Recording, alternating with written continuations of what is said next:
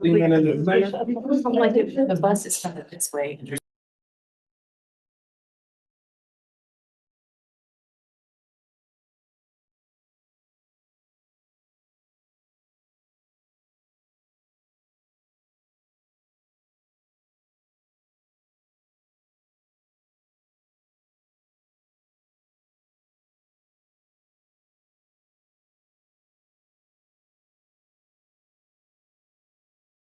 Call the Charlottesville City Council, August 12th, 2026. Special meeting to order. Madam Clerk, will you please call the roll? Councilor Fleischer. Here. Vice Mayor Ostrand. Here. Councilor Payne. Here. Councilor Snook. Here. Mayor Wade. Here. Is there a motion to adopt the meeting agenda? So moved. Second. All in favor, please say yes. Yes. All opposed, please say no. Motion passes 5-0. We have one action item today before we begin our meeting.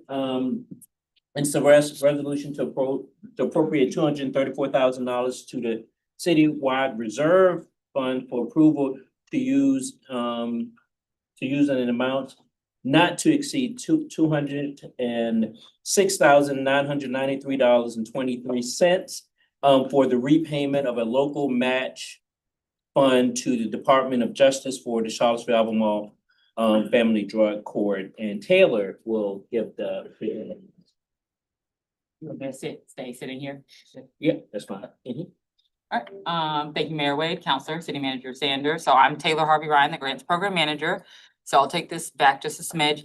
The city provided a grant to BRAC last fiscal year in the amount of $204,000 to support permanent supportive housing through Read and Sense program.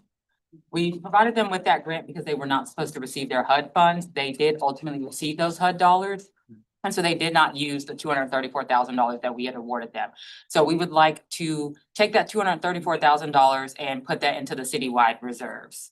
And then in addition to that, the city served as a fiscal agent for a grant from the Department of Justice to support the Charlottesville Albemarle Family Drug Court. That was a partnership between us, the county, and Region 10. The grant was for $827,973, for which there was a 25% match required. That grant closed last year, but match documentation to support that 25% was not turned in during the grant period. So the DOJ monitored that grant, and ultimately they decided that the repayment of that 25% was necessary. We worked with our internally and with the county and with Region 10 to get that match documentation. We plan on submitting that match documentation. Right now, we're looking at potentially $194,000 of that match being provided through documentation, so DOJ will reduce that $206,000 down. Should they approve the documentation that we turn in, and ultimately we hope to only have to pay back $12,000, $12,058.03 specifically, if they approve those dollars. However, if they do not and we have to pay back the full match, we are asking that the city manager be able to do that from that citywide reserve account. Any questions from council? Is it known the cause of why that match documentation was not submitted? It appears to be a miscommunication from when the grant application was submitted to the time of which the reports were being turned in.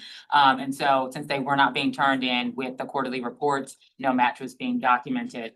And so no one turned in those documents at the time. And to finish that thought for you, that's a capture of, we missed that moment in the past, and we haven't had anyone in a position to check and make sure that certain criteria are being met. Hence why Ms. Harvey Ryan is on our staff now, because we have so many grants across the city organization. The goal is to make sure that we are doing the compliance checks. And if we were to have this particular grant in place today, Taylor would be capturing things like that to make sure that they are complete. So it would be a past city capacity issue rather than Yes. a partner. Thank you. That's probably fair. I might be a little more generous than I should be, because they asked us to apply for the grant, so they should have known to document it as well. That's fair. That's it. Thank you.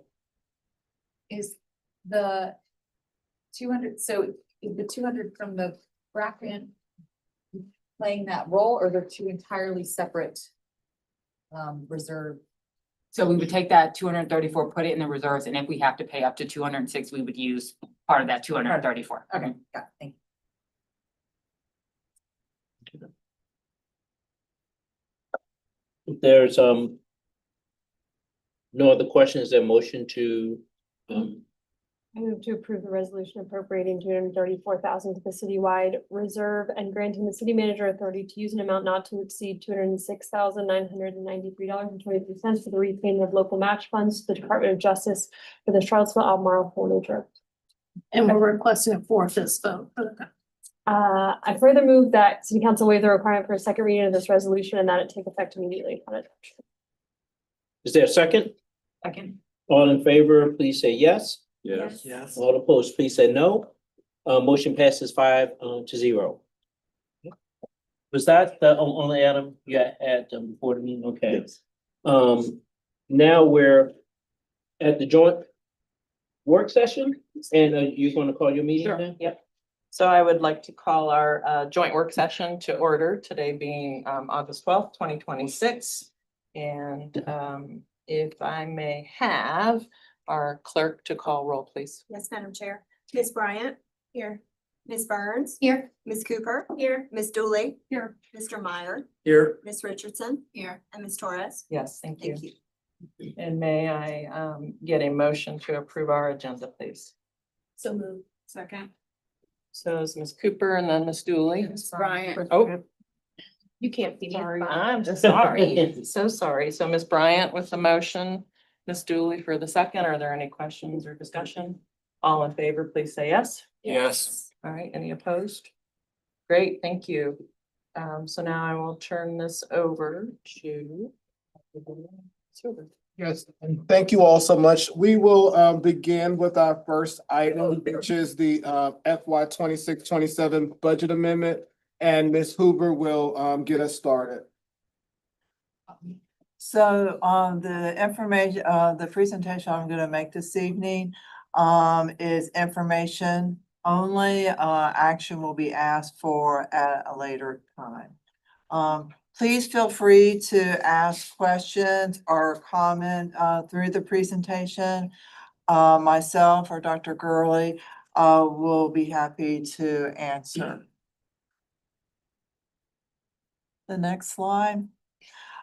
Since the school board adopted their FY 26-27 budget on February 19th of 2026, there have been several updates.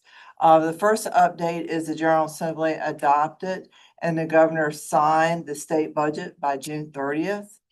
On July 2nd, VDOE released the calc tool to the school division with the final state allocations. As a result, Charlottesville City Schools received an additional $318,847 in state revenue. This increase is primarily attributed to updated revenue projections for state sales tax and lottery proceeds. And so I just want to add some further context just to our budget process. So in FY 26, which would have been the 25-26 school year, just so that everyone so you all have an idea of how things happen on the school side.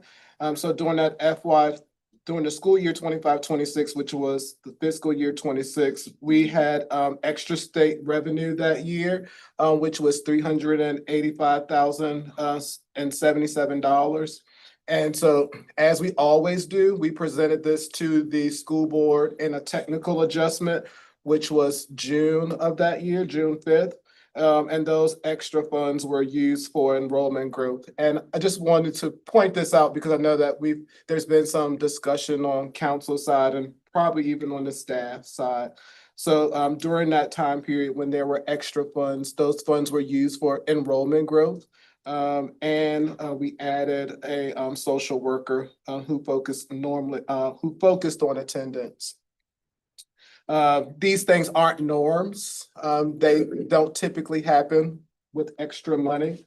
The last time we had extra money, and I'm saying that in quotation marks, was the fiscal year of 2022, which was the 21-22 school year, is when there was extra money. I know that came up during the April, the second meeting with city council.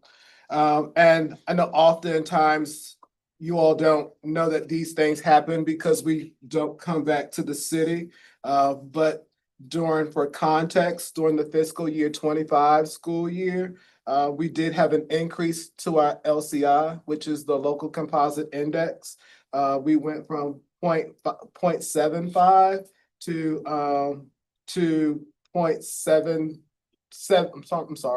7.7. So our ability to, so this increased our ability to pay. The city and state's budgets were finalized, and after that happened, the governor put in the budget a 3% raise that year. And so we did not have those monies. And so internally, what we had to do is we had to offset things internally to make that happen. So we don't come back to the city. We do make those things happen internally. Another thing to point out, during the FY 24 school year, which was the 23-24, there was an error in the calculation tool from the State Department, which caused a $334,000 error. We had to offset that. We didn't come back to the city. We had to offset that, and what we did was we used funds that were allocated for health insurance and some That was a shortage. That was a The shortage. error was a shortage. Yeah, that error was a shortage. So that was money that they didn't get. Thank you. I'm sorry. That was money that we did not get from them. So we were short from them $334,000. So we used health insurance monies and fund balance monies. And then just a reminder that during the FY 23 year, which is the 22-23 school year, the additional revenues that we had, the additional state revenues we had, we used the ESSER one-time funds to lower some costs so that we could help with projects throughout the city. So we show this timeline here, and we presented this last week at the school board, just so that people understand that so many moving parts happen because we have to do our budget, of course, before you all present your budget, and so many things happen at the state level, and then the state budget is often, as it was again this year, it wasn't approved until June, and so many moving pieces happen that we have to make work.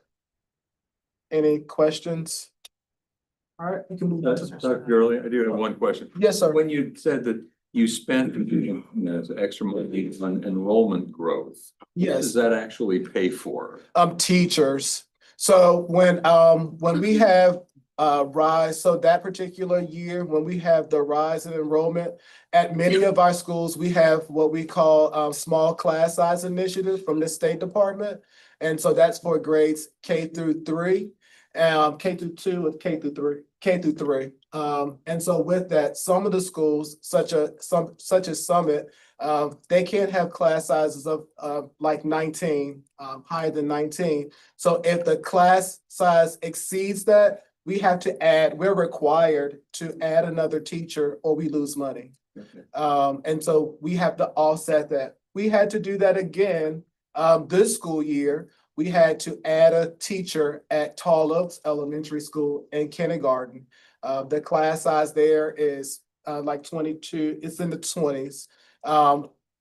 They exceeded the number in kindergarten, and it's not one of those things where we can have 2 classes of 22 and 1 class of 23. When it exceeds the 22, we have to put another teacher in place as required by standards of quality. And can you remind us, what year was that first one that you were talking about?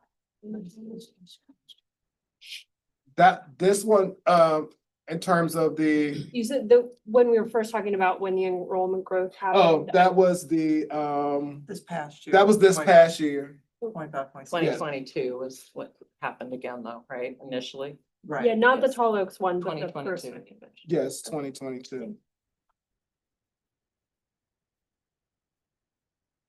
All right. If the- All right, so the next slide is the next update to our budget. When the city adopted its budget on April 9th, the state budget had not been finalized.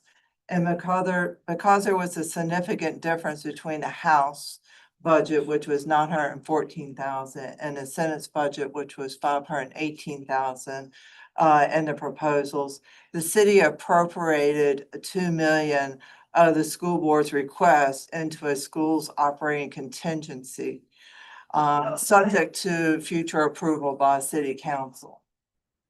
In addition to city council included a provision that additional state revenue received by the school division would be shared equally, 50% allocated to the city and 50% allocated to Charlottesville City Schools. If I may, so this brings up an interesting point and a lot of questions that I think I have for council and for you all regarding this change to the appropriations ordinance. Several of us have gone back and listened to the meeting to kind of try to get a better understanding of where this originated from, what the concerns were.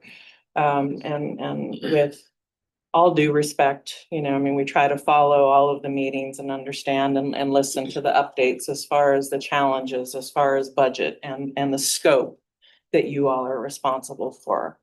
But I have to say, and right now I'm speaking for myself, I found this process that occurred and this change to the ordinance ultimately just really insulting to us, because I feel like it potentially reflects that there's this sense that we are less than fiscally responsible, that there's some mistrust of what we're going to do. Some of the comments that struck me, that were said either by council members or people in the room during these special sessions. There was a question about, have we ever done this before? No, it's never been done before. A lot of talk about the gain sharing. Is this a big enough policy or practice change that someone might be upset by it? Is the scale of this decision or the change to this, is it potentially going to upset somebody? There was a lot of talk about the time frame. This meeting happened on a Thursday. The ordinance was going to be written up and was presented on a Monday and then approved on a Thursday. And there was talk amongst staff, council members about whether or not the school board had any sense or the school division had any sense of this. No, we did not. Nobody communicated this to us. Nobody alerted us to this change in the ordinance. One of the questions that I have, and I believe Dr. Gurley and staff have, is this going to be, perpetuated year to year? I mean, there was talk about it would be looked at yearly, but none of that had been communicated to us. The $2 million, from what I gathered, as far as when there was discussion about options and how this language could be written up, there was no mention of we're gonna hold $2 million. There was mention of quarterly disbursements and best practices.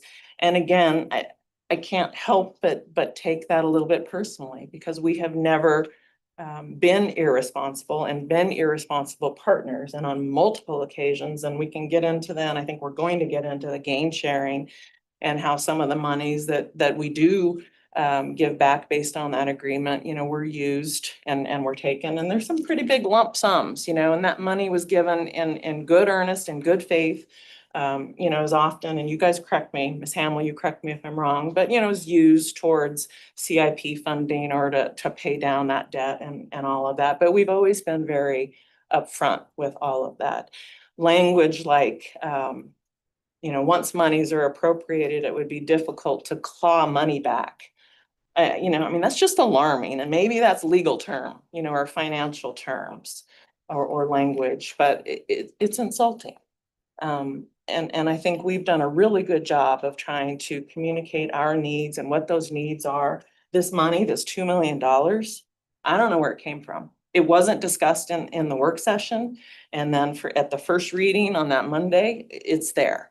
So I don't know whose brainchild that was, but that's money for our staff. That was collective bargaining. That was to pay our staff.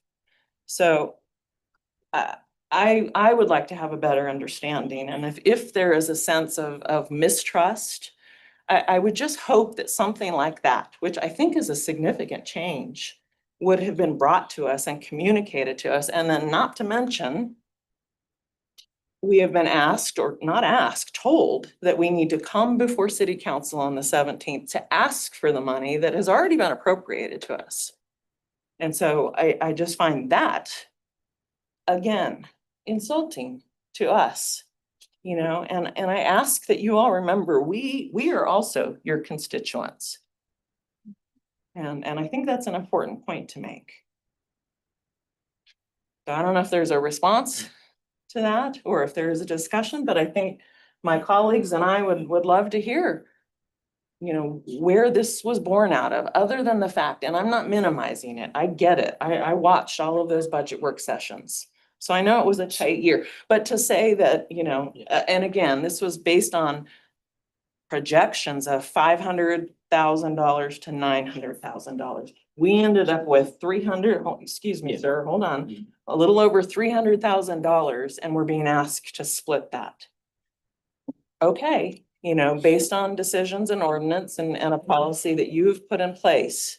You know, some folks, you know, felt like we shouldn't be asked if it was less than $1 million. And I want to say thank you. I think that made a lot of sense. But again, we're not fiscally irresponsible in this, and I don't think we should be expected or asked to come back to city council and ask for money that you've already said you're going to give us for our budget.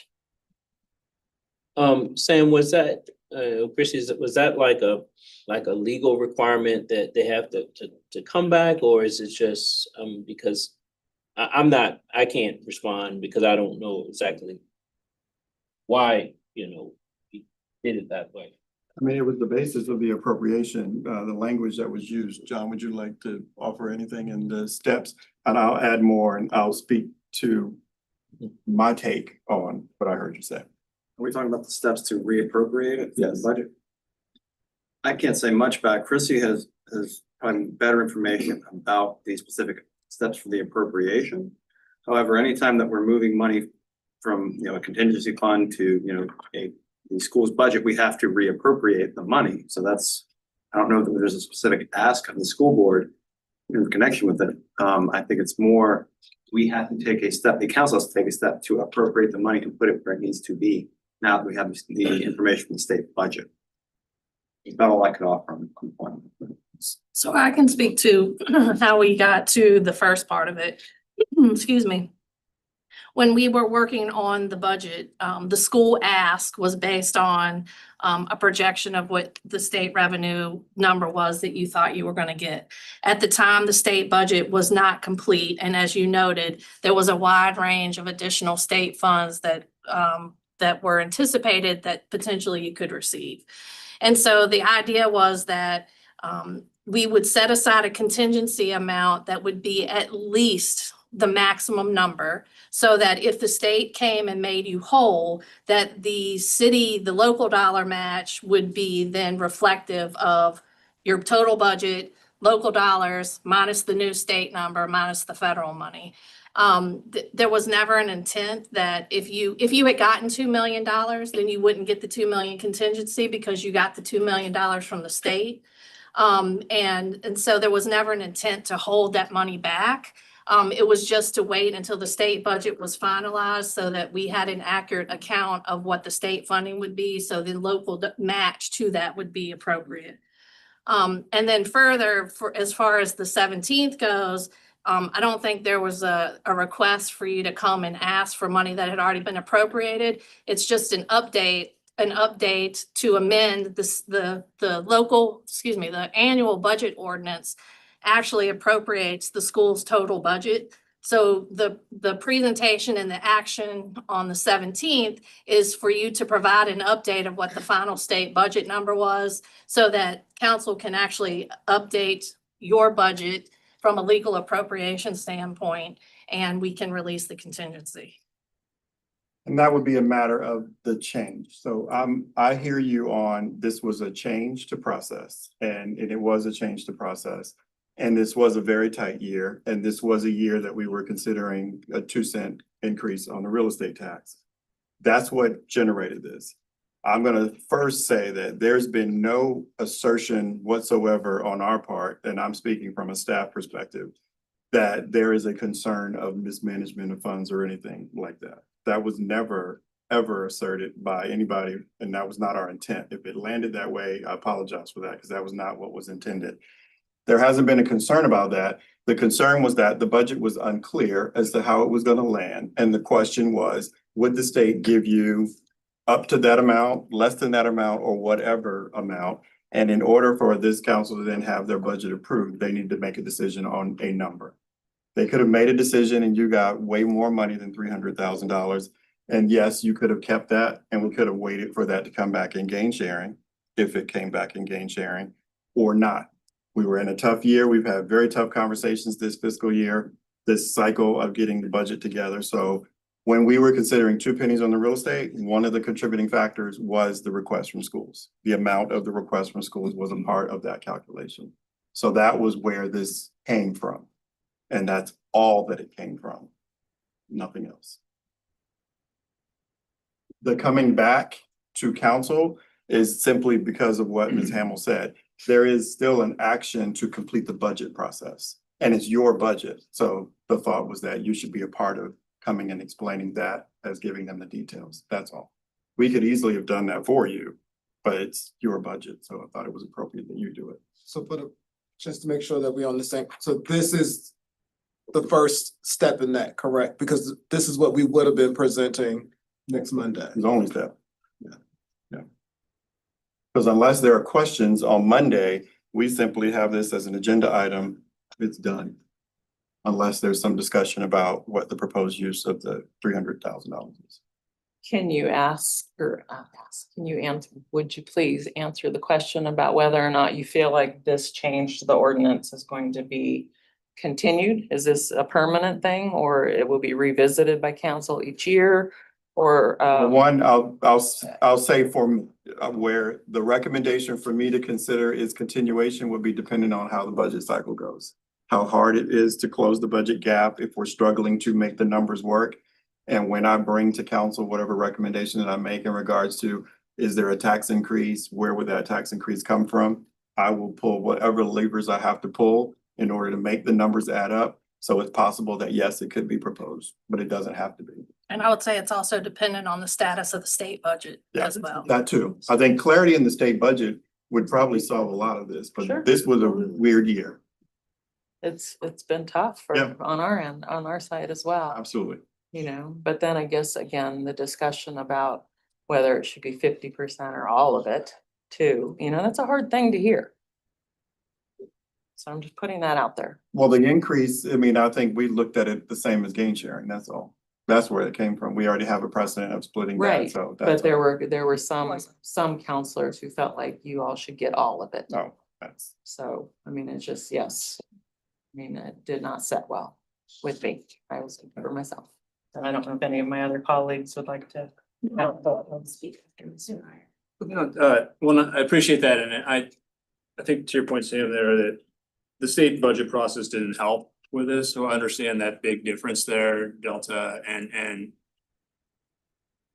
wanting to edge that a little bit. I guess what comes to my mind though is when you all have a budget surplus though, we don't have an opportunity to come back also and like try to go after those funds necessarily and make an argument for some of those funds in a similar way. In my mind, the logic that kind of went with that. So if you all get an excess of funds from excess real estate taxes or other tax revenue coming in, we're not getting an opportunity to then go back and look at our operating budget and try to budget higher, right? And so I think there's a little bit of a, if that makes sense to everybody, but if we're talking about, we potentially have a windfall in the future from some state budget process, you all have it, we should be treated fairly and I guess process wise in my mind. That makes sense to everybody. Can I ask a question about that? I mean, we can't use our surplus money for operating funds anyway. It would have to be for capital or one-time expenses, Correct. right? So if the school had capital projects. We do. Right, I'm aware, so we have all these conversations about that, and that's the conversations we're having about using that surplus. It's not operations. So when we learn of a surplus on the city side, the school district should come back and ask for money to be appropriated from your overage? for No, and CIP it can't be projects? used for operations. For CIP projects. And I think to, sorry to come back, but that's even more problematic for us, right? Because we're being, and I'm even talking about the whole budget process in general, I don't really like going first. If you might say, if we think about it, how we're always at the front end of your budget process and we're not usually coming in at the end. So we're pigeonholing, and you're trying to nail us down early so that you can get onto all your other decisions. But we're not able to come back as you even update your budget process and get your revenue forecasts farther on usually to come back and ask for more operational money. All right, and again, once you get that extra money that comes in each year, we're not able to come back and say, oh yeah, we needed 2 extra teachers, or we wanted to add Spanish or something like that. Because we didn't have the opportunity to think about that money for our operations, even though the city is getting that extra money. And is that a matter of protocol or a matter of asking for a meeting and scheduling it? Like, is that opportunity available? Or is it done and so We that's start with that done? budget because it's a bigger part of it. Right, you know, it's, when you're filling up a bucket with rocks, you start with the big rocks and then fill in all the smaller ones. That same kind of logic applies here. But for Mr. Meyer to say we can't, is that actually true? Or is it just a matter of, Prohibition on any request. there's what? There's no prohibition on any request. It's just not the process or. So we haven't done it, but that doesn't mean it's Correct. impossible. I would note that there's probably an advantage to you all to be the first ones and use the metaphor to have the largest rock in the budget, in the bucket. You know, at that point, we are having to adjust everything else around that number. Now, admittedly, that number has already been the subject of some negotiation, but when we get down to the final last $1 million, $2 million, we don't sit there and say, you know, we really should have cut them another $1 million. So it's not nefarious that this is the way it happens. I think it's advantageous to you all. I think that the way, if I may, I think that that point is well taken. However, are all of you familiar with the recent school funding report, the JLARC study and report? And knowing that Virginia is ranking so low in comparison to other states of how much our schools are being funded, knowing that SOQ, the formula for SOQ positions is highly outdated, knowing that the LCI is highly outdated. And it just feels like when we were having the conversation about the budget last year and we were talking about collective bargaining, we felt like we couldn't even come to the table with a full ask to be able to update and to increase the pay of administrators because of the way that the conversation was going already. And I'm speaking for myself. I felt uncomfortable saying like, oh, we need to pay assistant principals or principals more because it felt like we were already like begging for the amount that we were asking for. And so if all of us look back at the meetings and the way that the conversations were had, it did give the vibe that there was maybe not insinuation of misappropriation of funds, but definitely a lack of responsibility on the part of the school board. And when it comes to collective bargaining, that is an essential part of our process. And so it is hard for us to go first when those discussions evolve over time. And so I just would like to see a little bit more coming to the table in a collective way rather than us feeling like we're begging for money from the city. It would just be nice to feel like we're actual partners. I wonder whether that gets us into territory that ultimately you're not going to want us to get into. We've never tried to sit there and say, oh, we don't think you should be spending that $50,000 over there. We're specifically not supposed to be micromanaging you all. And to the extent that you want more involvement in the process, it begins to get into the micromanaging piece that number one may, it gets away from the notion of your independence once we get into that too much. It can lead us to a bunch of other places that maybe we're not supposed to go to. I understand and agree with that point. I think to Chair Torres's point, though, if we're thinking about like, again, the tone and how that comes across, we are still your constituents, to her point.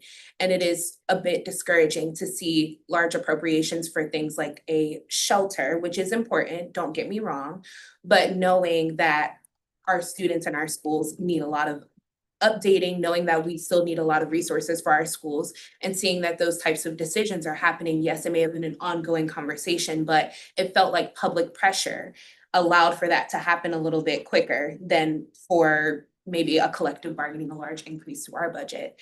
And I'm just putting that on the table for transparency. So I'm trying to go back and remember budget cycle. It's, you know, a stressful, busy time and there's a bunch of meetings that happen.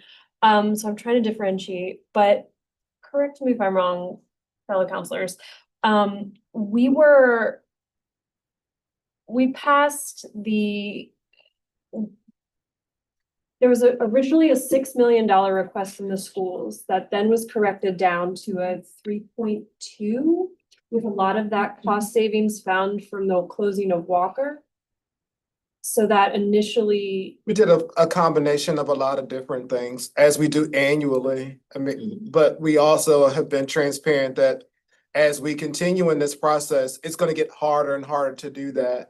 And that's why we've talked about whether we should have a meeting in December, because I think it gets a little confusing when we make a request and then we don't have the state's budget yet. We don't know what the governor is thinking. And then we get in January and we've massaged it down. So that's been some of the discussion. So yes, I think, and that keeps coming up too. Like, you all started with a larger number and then it went down. Well, I mean, that's not going to continue to happen over time because there's not too many more things we can take off of the table. but this past cycle, just from my memory, originally was 6-ish, then On March 2nd, we came back to city council with an ask of $2,569,071. right. And then it ended up at. Someone remind me, I don't know. that was the final, Same out. okay. So, but a lot of that jump down from 6-ish to the 2.5 was through a reexamination of the original ask. And it was described to us, at least, a lot of that came from savings from Walker being not needed to be staffed at the level that it had previously been. That was what we were told at the time. Does that ring a bell? Specifically, but I Yeah. can't say no. I remember the big jump. Right, that was, I know that was part of it. I'm just trying to remember the process, but I believe council was enthusiastic about the support staff budget requests. If I could help refresh your memory just a moment, some of it was our own, healthcare savings costs. We give a projection, and so we had a final number by then. And the quote that you all had provided us for transportation and maintenance had been adjusted. So that's where some of that difference came from, your side and a little bit of ours. I haven't said much. I said a fair amount at our board meeting. I would encourage you to go back and listen to it. I concur with Ms. Torres, probably a little bit stronger, if you will. And I will remind you that I am also your constituent, as are many of my stakeholders. I just am really just disappointed in the poor communication, especially when there was so much back and forth at these tables in this room about the tight turnaround. And could this be a blow to the school board? How do they know? Natalie, you yourself said this could be a big blow to the board. Do they know? Do they know this is happening? But then you pushed it. You were the champion, if you will, of taking half the money. And I appreciate Counselor Snook for saying, hey, you know what? If this isn't $2 million, like, there are things they need money for. Let's not squabble about a few $100,000. So I appreciate that. But Natalie, you drove that and you pushed that. And so I just like, when looking at now numbers of what we did year over year, only a couple of times where this has happened, I wish you had had the foresight to ask for that prior to making such a sweeping change. So that you could have seen, and everyone else who voted in favor, what this really looked like over time. And how the one year we didn't get 300 and some $1,000, we made internal adjustments and didn't come back and ask for any additional funding. We made the adjustments, you do well with what you get and leave it at that. And so I'm just disappointed that we're here. I thought and felt like we have enjoyed mutually beneficial relationships up to this point. When we were getting tighter and tighter into budget season, I personally reached out and met with a few of you to talk about the importance of supporting our collective bargaining contracts. And we weren't even there yet, but we were anticipating a support staff collective bargaining agreement that we all wanted to support. And so helping to educate some of the counselors on what that really looked like. This money was not frivolous. This was to support union wages, which I believe our city has said time and time again, we support. But for there to be some conversation on the back of union workers on the school division side, but not union workers on the city side, that doesn't feel good either when we talk about wages and who gets what. Union workers are union workers. And so I would hope that each of those contracts are honored with the same fidelity. And so I'm disappointed we're here. I do think we need to understand if it's going to be looked at every year at a 50% versus is it just part of gain share, which you get back 50% at the end of the year anyway. I don't know why we're adding an additional 50% there, but it's really about the funding formula and how it's not been, no one knows where it came from. No one knows how we got here or how do we change it? It's unpredictable. It's not helpful. I don't think it's helpful for city staff to not, like, we're all just throwing darts and shooting out a number. And then there is all this back and forth. And if we had a number with a formula that we were consistent on, we could probably get there, I think, a little bit. Well, if I could, there's a lot in this conversation. I would say on a few points first, I'm sure I can speak for all of us. We certainly apologize, if anything, in terms of our conversation and decisions came across as accusatory or like we were trying to say that the school division is mismanaging money. That is no one's intent here. I don't think there's a need for this conversation to need to be accusatory or negative on any end. I would say in response to some of the things that are raised, I think some of the difficulties we have globally over the past several years increased taxes almost every budget cycle. We have in the state among the highest meals tax rates. Real estate tax has gone up along with assessments. And once again, last budget cycle, we're looking at contemplating tax increases again. So globally across our entire budget, we're looking at how can we make sure if we're voting to increase taxes yet again, as we have multiple times over the past few years, how can we do that while ensuring we're doing that with as much clarity and information possible? Again, also in the context of we're anticipating the 1 cent sales tax coming up again. At a higher level than that, I think there's part of that conversation in terms of this came from, we are in a unique position compared to many localities where our charter, not our charter, but our ordinance requires us to adopt our budget by a pretty early date. Most localities don't have that. So they have a lot more flexibility in terms of being able to adopt their budget at a point where they know what the state budget's going to be. So part of this is that this came out of that quirk and that we are statutorily required to adopt our budget before the state adopts theirs. And throughout the state, there were many localities this year that adopted their budgets after the state budget was known. And that's something that's kind of a structural issue we have. And to one point that was raised, I think something we've discussed multiple times is there's a need to re-examine our agreement on school funding. We have the existing agreements that are coming from the Blue Ribbon Commission on Sustainable Schools funding from many, many years ago. And it's clear that there is not agreement on what that looks like, or what that should look like. And so obviously you are coming to us every year with requests that are substantially above what that agreement would require. I don't fault you for doing that because you have very legitimate needs, but it creates a lot of challenges for how we figure out our budget. And I do think we've had numerous conversations about a need to revisit that and get to a new agreement so we're all on the same page. And so I think part of this is coming from, there are a lot of structural limitations in terms of how we develop our budget in combination with schools.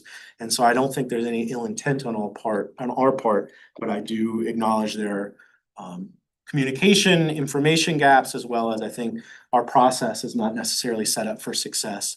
I think you all are also in a structurally very difficult position because you have to come to us for requests, but you don't have any legal authority to raise revenue on your own. So obviously I know that puts you all in a difficult position because no matter what you do, I imagine it feels like you're just coming to beg us for money. So anyway, that's just my perspective, and I don't want to deny the frustration that I'm hearing from you all. But stepping back, I still look at, we as a city, we funded significant capital projects in terms of acquisition of K-Tech, Walker, the middle school, as we'll discuss later tonight, we've been involved in years in legislative advocacy to get the 1 cent sales tax over the line. We are all aligned on campaigning for that this November and getting over the finish line to fund additional major capital projects. We have funded, the collective bargaining agreement. To another point, we had a finance committee of our own a few months ago where we were discussing on our own city collective bargaining contracts, our uneasiness with the fact that we know there are future costs coming over the next few years that we haven't budgeted for that could very likely require tax increases. And that problem exists for the school's collective bargaining contract, but we have never in isolation said that's only a problem for schools. And that's not an accusation against the contracts or the need for these wages to increase, but it's a challenge for us of how do we figure out how we're gonna plan for the next 1 to 5 years. And again, we have been able to fund funding increases, not as much as what the initial ask from the schools were, but certainly far above what the existing funding agreements are on numerous occasions. So, I think that's context I look at it from as well. So that was a little all over the place, but that's just my reaction to some of the things. The rest of what thank you for that added context. I was trying to refresh my memory and didn't quite get all the way up till now, which is, you often suggest, right, at some point during budget cycle, the fact that we pass the budget earlier than other folks. And we were kind of getting down to the wire there where we had to figure out, is it possible for us to delay passing the budget? And I know we were deep into conversations about the logistics of noticing and the timing that the staff would need to turn things around and stamps to talk about how to get word out. And so this was born out of the need to have kind of a hover fund to tie us over to be able to pass the budget without, like you said, knowing what the state is going to give us. For me, it was late in the game to try and rearrange. If we want to have that conversation, I think that's something we should talk about before 75 to 85% of the way through budget cycle, which is something we can talk about, not using everyone's time here tonight, if that's something you would like to bring up again. But this was a way where we could get the budget passed without having to rearrange everyone else's schedules, fully knowing that we would allocate money later as needed by the school. So I agree. I don't want this to be characterized as you're not coming to council to beg for the money that you are owed. This is just the protocol we have to go through to get that money reallocated. Anytime we move money, we have to do that. And I would just say briefly, one, I certainly agree. I think there would be benefit if we gave ourselves the flexibility to adopt our budget on a later date. So we have at least a better chance that the state budget is passed by the time we make a final decision. I would also say, at least speaking individually, I very, very much want us to begin a process to revisit our school funding agreement and acknowledge that enough time has passed since the Blue Ribbon Commission on Sustainable Schools Funding. We've got to re-examine it and reach a new agreement. And thirdly, I would say, I don't think, and I'll just be honest, I don't think anyone, I'll speak for myself and I think everyone I could. No one is ever thinking that the school is mismanaging money or that you don't have legitimate needs. I think our challenge is always just, how can we align on the same page of acknowledging city council has budget constraints? We cannot fund everything. We are embarking on major capital projects, major collective bargaining contracts, and clearly there is more and better communication that can happen about what our fiscal constraints on the city's end are. Again, after we have increased taxes multiple times over the past few years, even after very significant assessment increases.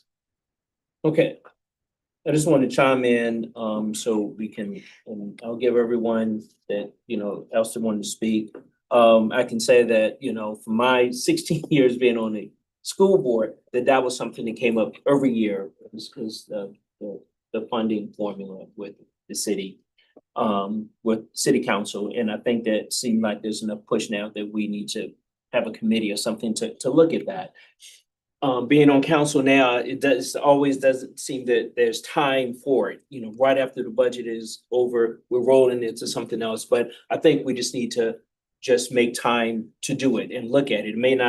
It may take a year or two to do it, but I think that it needs to be done. But part of the pressure on the city is because, as school board Bryant said, is that we're not getting what we're supposed to get from the state. I think if they stepped up to the plate, it'll be a lot less pressure on us as city council to provide additional funds. The state is not doing what it's supposed to do. And I think we need to continue to push our representative to step up to the plate and do what they have to do. And as far as union, the collective bargaining, that's something that I think that city council is definitely supportive of, both the school board side and local government's a commitment that we've made. And it's going to be difficult to do it if all continuing in the future, because we have 3 new contracts coming up with the police, the fire, and transportation. And you all have some, so we're going to have to find a way to fund this, and that is going to have to be considered with if we redo the budget as well. And we also have to consider that we have just taken on pretty much a new department dealing with the shelter that's in operation 365 days a year, 24 hours a day. And I don't know what those final numbers are going to look like either. But, as a city, we have to make some tough decisions. And we all around this table are public servants. We stepped up to the plate to say, we want to serve the community. And so we all are doing this for the right reasons. And I've never, if I have ever heard any inkling of city council or anyone saying the school board is not doing this because of my time there, I would have said something. That has never, ever come up. But I'm glad that we can have this difficult conversation. Some localities can't do this with the school board and city council, board of supervisors. We can because many of us are personal friends and things. So we can have this conversation and afterwards still be able to talk to one another. And that can't be taken as a given. So I think that moving forward, it sounds like Sam, will you work with Dr. Gurley, and I will work with Lisa to see if we can come up with a committee to look at this, and probably of the funding formula. It probably won't be in place for next year. I'm not sure what it entails, how long it would be, but to see what that would look like, so that would it be staff, elected officials, public, whatever. I'm not sure what it would look like, but we need to have that conversation and start it and stop talking about it. I'm thinking about the middle school, which we're gonna do the ribbon cut. I can't tell you how many conversations we had about we need a new middle school. We finally have done it. And so we can address these difficult things once we put our collective minds together. So I just want to give Jen and other school board members a chance to talk. So, because this is one of those things that we can just keep going around and around about this, but it's good conversation. And I think that we have a step that we can move forward with it, you know, that we're going to see if we can come and look at that formula to see if we can, what that would look like, you know, if we were to redo it. Jen, did you have any additional comments? Sure, I think it's also hard being the newest person. You like show up January 5th and you're like, hi. It's how it's spending some money, you know, right now. So I have the least seasoned opinion on this, but and heeding Counselor Snook's warning of micromanagement. No other department came back to us with a $4 million change in their ask. And so I don't know if that's normal, but that was unsettling as a new person looking at the numbers. And it does not, again, to echo this, it was not meant to throw back a concern about mismanagement. It was just it was unique. It was unlike anything else that had been presented in all the other places. So I think there was also a lot of conflict for us this season with the tight budget and with you and the letter and the union. And so there was a lot of static in general around the whole piece, as well as this unique situation comparatively this season, heeding what Ms. Burns said, you know, in other seasons that may not have happened and it could have been considered. So I would like to see more transparency in some of our, again, worried about micromanaging, but would like to see more transparency in our shared decision-making. So, because essentially we have to act like the bank and we need to figure out how to set you up for success with all the other demands on that pot. And we want to prioritize that success, but it's hard to make those decisions to execute that if it just comes back and forth like this. So if there is a way, obviously the formula is a big piece of that. I would hate for us to design a new formula and then next year we're like, and we're going to ask over that or under that, or, you know, we've got to, it's probably going to take some time to decide what that number, the best fit for that number. And if there is a way that we can clearly get a sense of where you're headed, what you're thinking about your collective bargaining, how that's really a big pressure on us and how we're thinking of future self. Can what we're learning serve you as you learn it too? How do we support future self in that process without getting too in the weeds, but going into the conversation, should you be first still with a little more informed decision-making around those priorities and that direction? That might help. And Ms. Cooper, did you have anything to share? Oh, the statement, Mayor Wade, that you said the state isn't doing what it's supposed to do resonates with me. And I think that's why withholding this money felt particularly bad, because we know the state's not doing it. So they are giving us money and then to not receive the full amount just didn't sit particularly well. And in regards to the homeless shelter, you know, we have been serving and feeding and clothing those students and families pretty consistently for decades, as you know, from your time on the board, so that we are intimately aware of that concern and challenge to the city. You know, I think so much of this relies on trust between council and the school board to put budgets together. You know, my recollection of the significant decrease in the initial number to the number that came back was that there was some back channel conversation where we got feedback that said, you know, that number was never going to fly. And so there had to be concessions and reductions made before it was presented. And so, yeah, I hope that would not be interpreted as, I don't know how that landed, but it seems like that caused questions and pause to counselors. But no, I think we've got some thinking to do on our end and how conservative we are with what we put into our budget as a placeholder for the state. If it is going to be this delta that we get half of, that would impact, what we project potentially.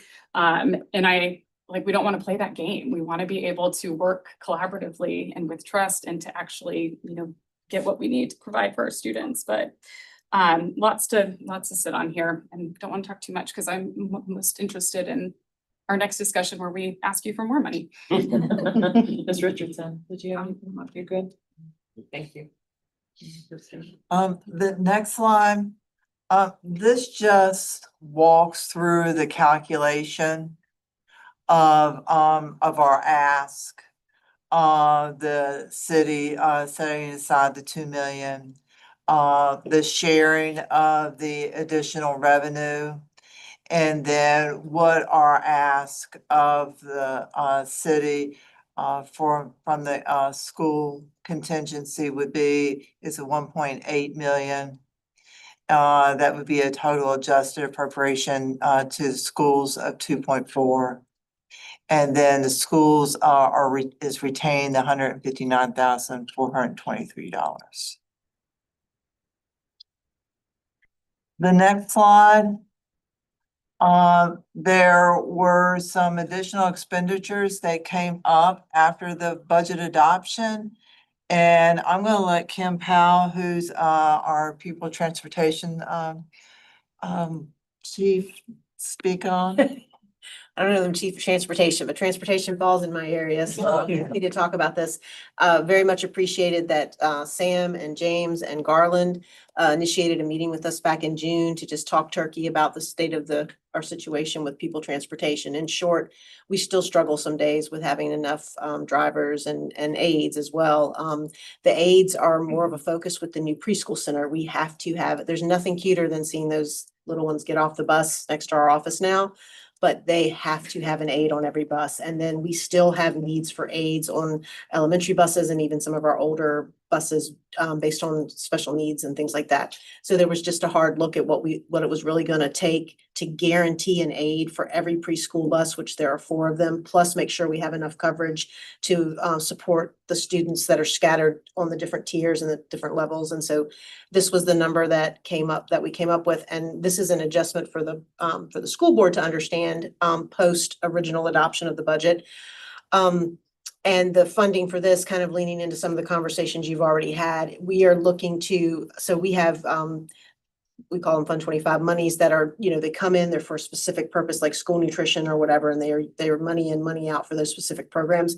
Looking at, so those balances can carry over from year to year. We felt that in examining the balances in Medicaid and our preschool program, there's enough to get us through to the next time the operating budget's discussed. Again, you don't do this ongoing operations, right, from fund balance, but there's enough to get us through to so that this can be considered in the next budget. So that's the information for the school board really as much as anything else.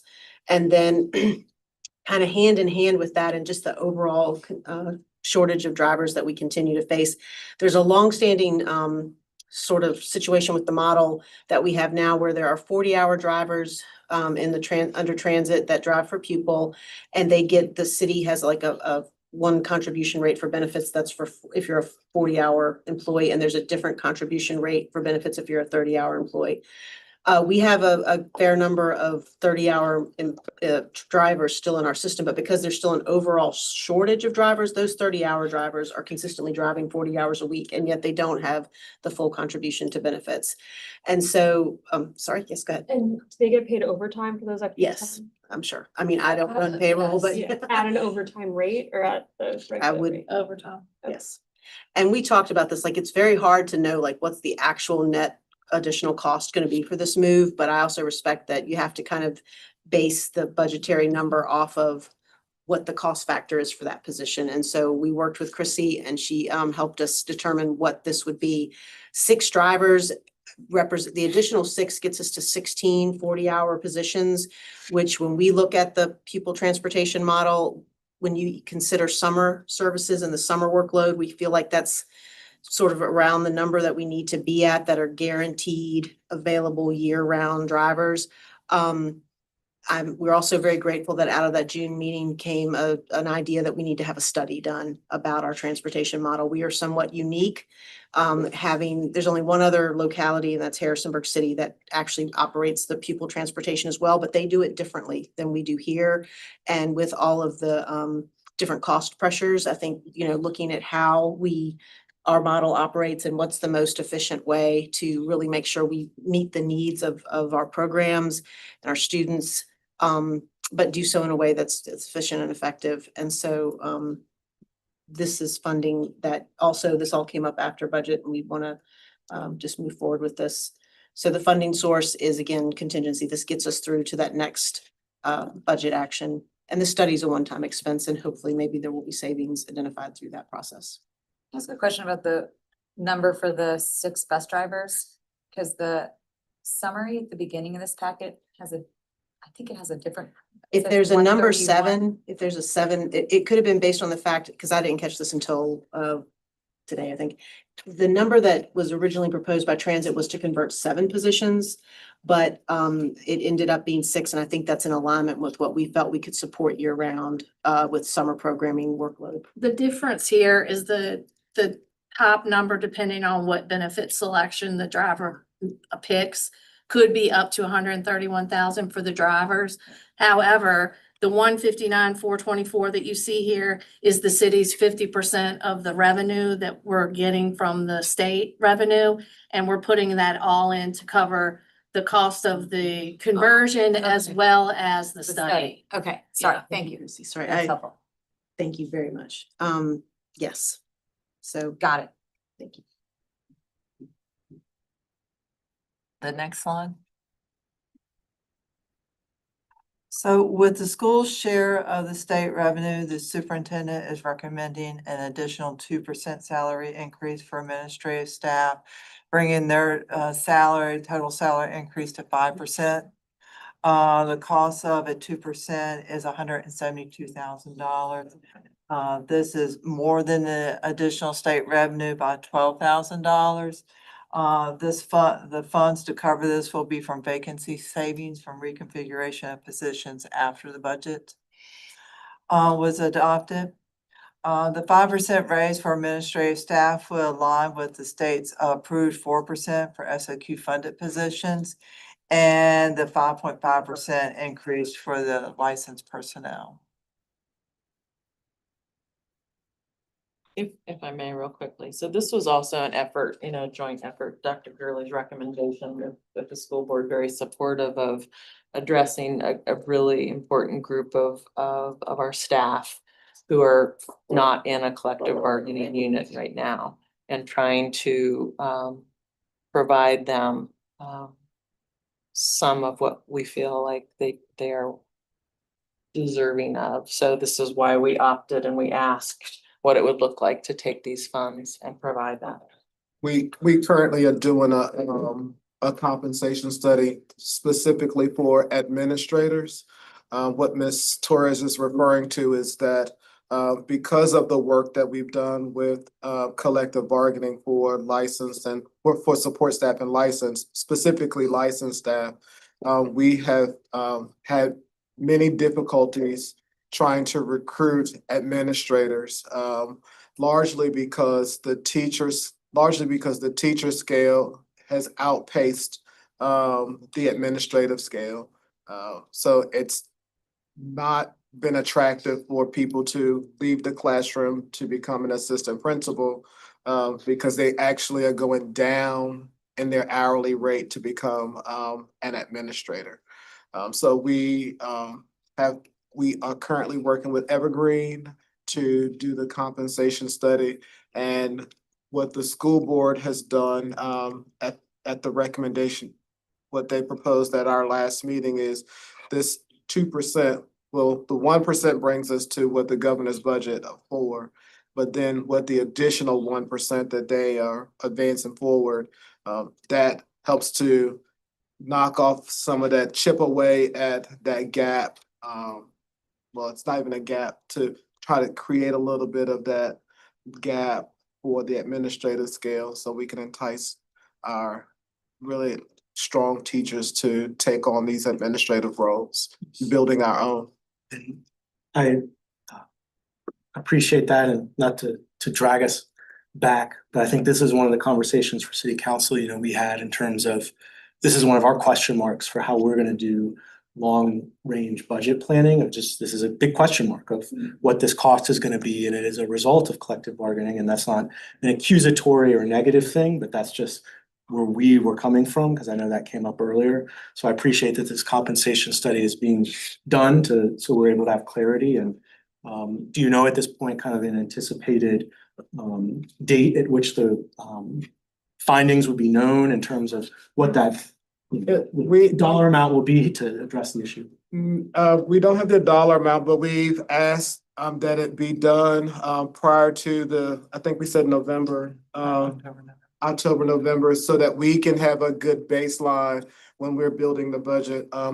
Councilman Payne, you know, one of the things that as a city council and as a staff, you should, I mean, I think you all, hopefully you're aware of this, but when we build our budget for the upcoming school year, you know that we already will be asking for $3 million. I mean, we can tell you that right off the top. I mean, and that leaves no room for anything else. And that 3 million is specifically related to the collective bargaining contracts.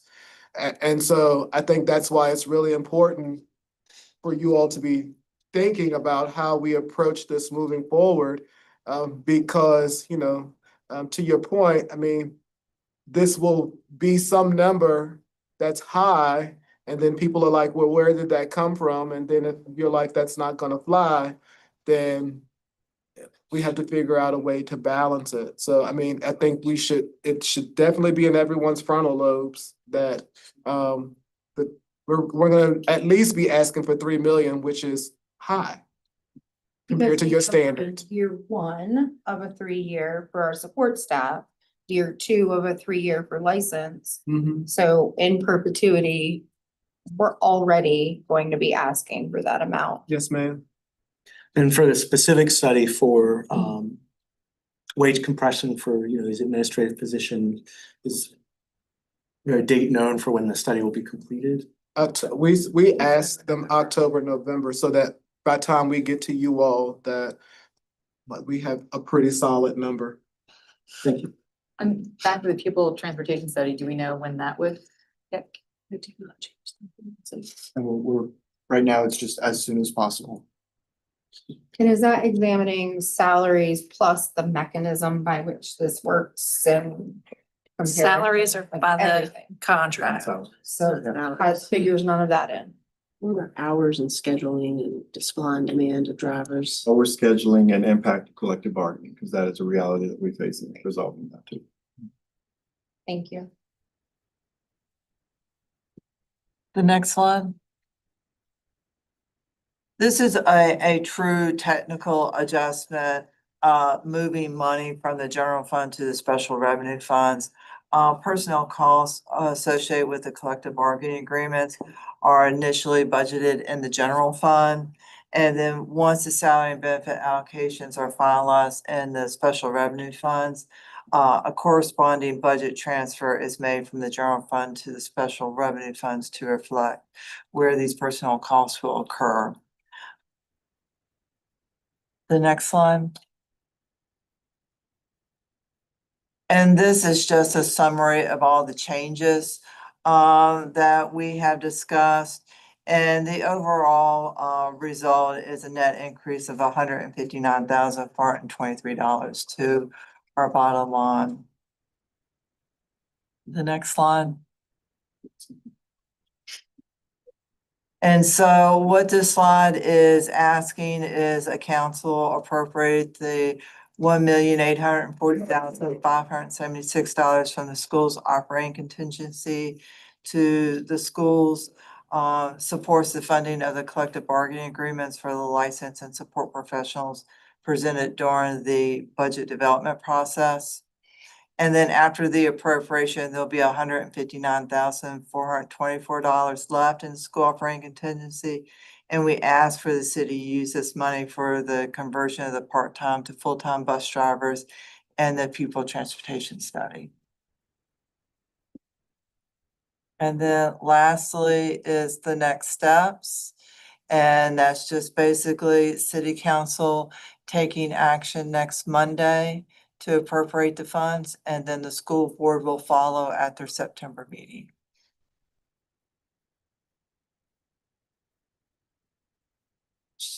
Clarifying question with some of the increases on the transportation too. This helps ensure that the situation we've had at Summit is resolved because we added a bus.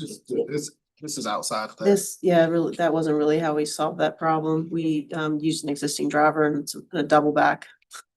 Alright, So so but we're not gonna have a problem with having a bus driver and a bus to be able to get kids to Summit and.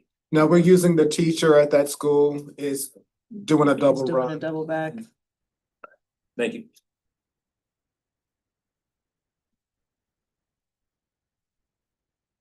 So I guess for clarification, do you need us to show up Monday to ask for this appropriation or this I think adjustment? unless there is questions that come from council, so I could notify the superintendent, let him know to be there. Otherwise, my anticipation was that this conversation would be sufficient and the action item on Monday should be able to go through them.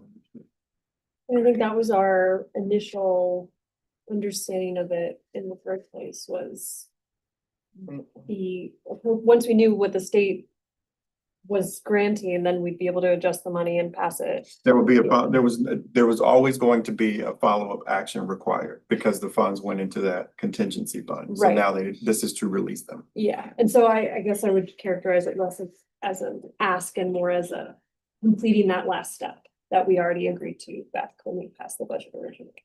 Technically, yes. So I'm going to walk out on a limb and hope I don't fall off the limb. Because I tend to do that to myself. And just again, apologize for no intent on the process moment of the approach to attempting to address what was a problem with a budget gap that needed to be closed and needing to be addressed somehow. And because the state budget was where it was causing conflict with being able to close that gap. That is my take on the genesis of how we got to a contingency fund being set up. $569,000 was the biggest part of the conversation as it related to the school's budget and the city budget coming together. I repeated that to council on a number of occasions. There were other items that we needed to address, and all of that is how we arrived at my recommendation for increasing the real estate tax to 2 pennies at council's request. So if we find ourselves in this next cycle, not having to talk about a tax increase for any of those same reasons, or the state budget, and the state budget not being dramatically delayed well beyond a reasonable period, which is what this crisis was, then I don't know that there's a reason that we have to consider this again. But I think the process is there for it to be available should it be needed, because the unknown is what we were working with. And I'm also going to go back and say that I do think the December meeting is needed.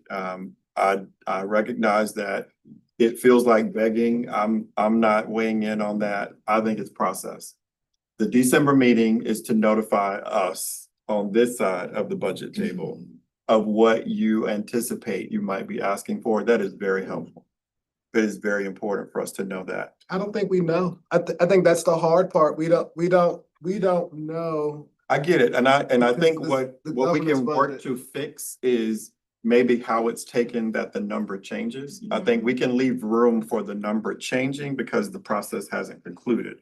But it's important for us to have the number up front, because one of my first actions with this young lady here sitting next to me, notice how I said young lady. We start the process with, Chrissy, what's my gap? That's my first question to her in the budget cycle is, what's the gap? And the gap is simply with the numbers that we know, including the number that I get from the superintendent, plug it all in, the increases that we can anticipate, and all of the city budget asks that came in, what is the gap? And the question is, do I choke or not?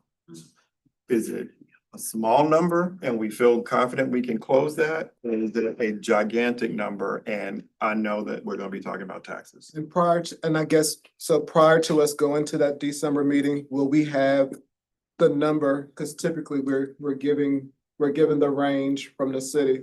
So will that still happen? And the reason why I say that, Do you mean, will we have our gap number? no, I think going into that, we're like, I mean, we probably can help you, we probably can do 3 million and like, and we You just, already told me that, but I guess for me. no, I'm talking about from the I'm city interested side. in what above that 3 is really what you think you all are needing, because that number is critically important for me to get as soon as possible. Will the city have their number of what they're looking at to give to the schools by December? Meaning the local match? Yes. How much you'll be able to increase our appropriation by the 40% funding? Well, for- we- Oh no, the 40% 40%. number, yes. But that was like $1 million last year. Yeah, we always know the Yeah. 40% number. That number has never worked.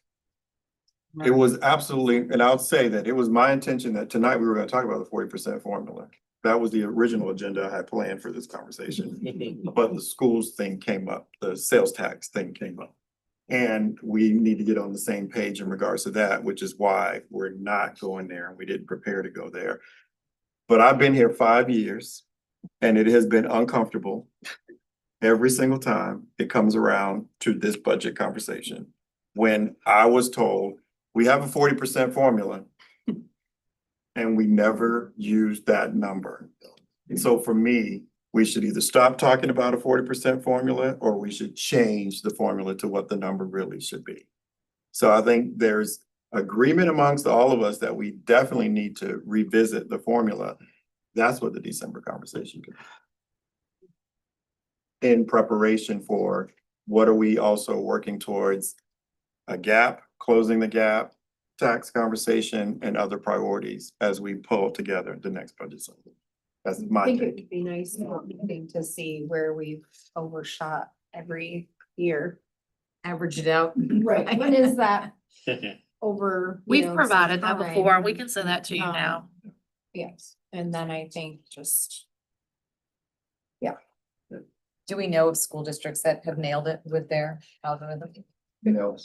Their percentage? No, because they're Oh. making They'll a use it. decision Okay. and that's really what it is. It's a decision. And I appreciate the difficulty in however the formula came from, wherever it landed from out of space. It was an attempt to say, this is a number that then we can say to the school system, you can rely on that as your base. Like that's what you're gonna get.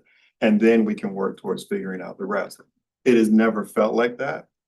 I think when I first got here, it felt very tense. I don't feel the tension today. I think we can talk about anything and we're straight shooters back at each other. I own that in this moment of that happening, because that was weird and awkward. I owed you a phone call that I probably should have given you a lot sooner and help explain what was what. I don't know that I fully understood it, so that's part of that as well. But I'll say that we should meet in December. We should try to talk about whatever we feel comfortable being able to say that numbers look like as a beginning place. Because it is very important that we have that, because without that, we don't know if our budget gap is 2 million or 8 million, honestly. And that is the big deal. And I'll just add to like, you know, you've thrown out the $3 million number just for point of reference. Our real estate increase total was only $5 million for the 27 budget. And the current formula is 40% of that. So, I mean, you know, of the total, the 3 million is more than 50% of our increase. So, relatively speaking, that's also our source for our biggest new pot of money as well. So.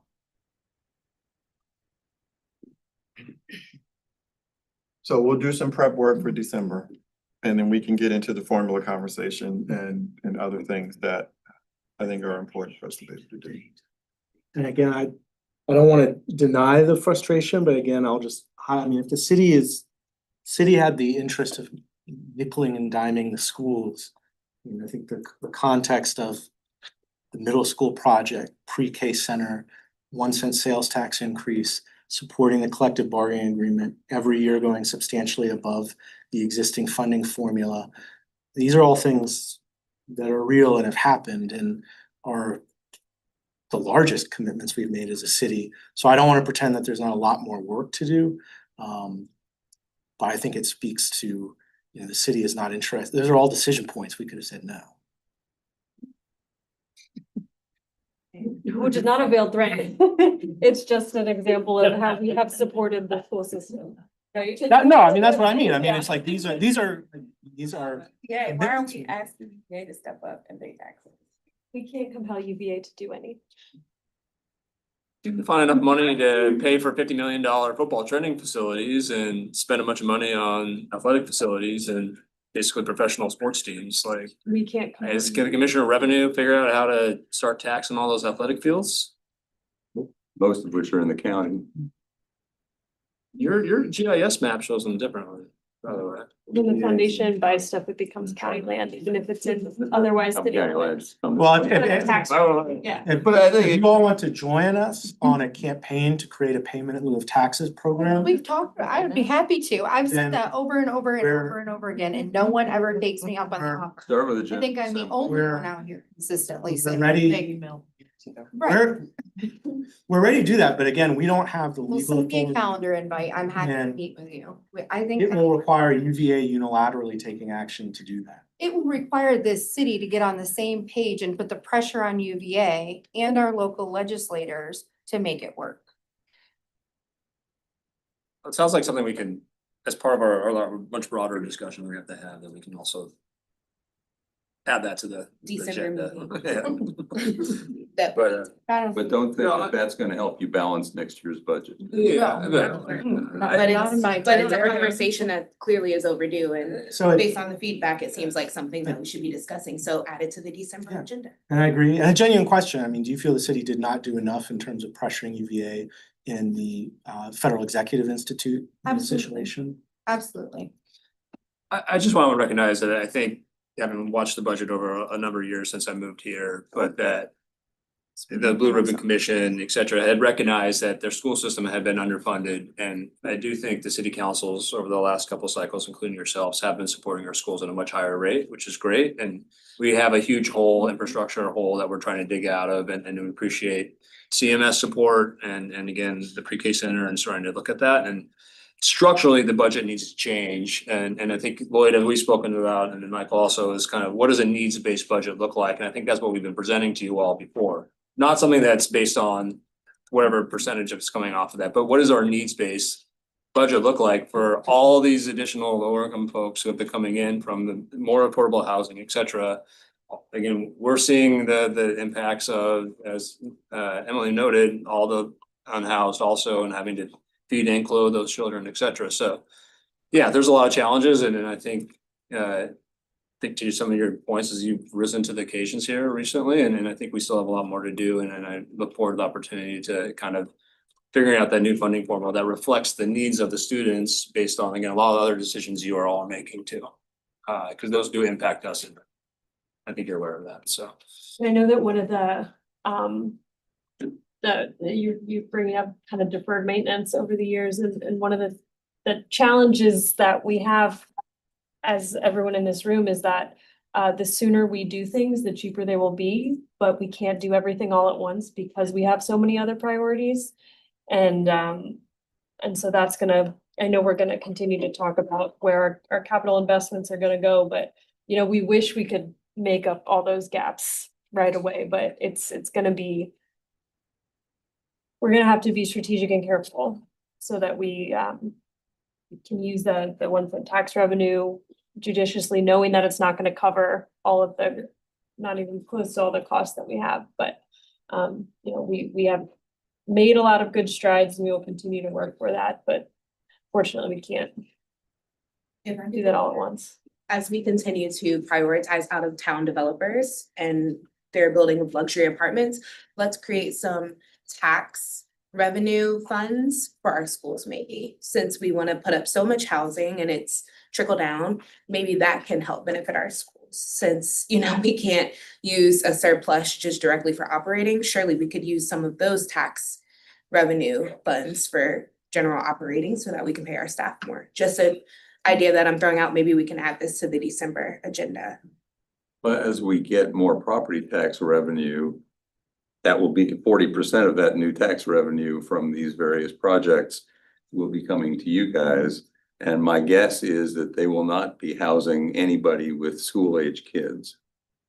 I just hope that it does come to us. That's the point that I'm making. 40% will. Well, I hope that that's the case. Let's look at already guaranteed. That's the formula conversation we need to have, though. We just said 40% wasn't enough. So I think what I'm saying is, as we revise the formula, let's think about other ways that we can bring in more funds for the schools.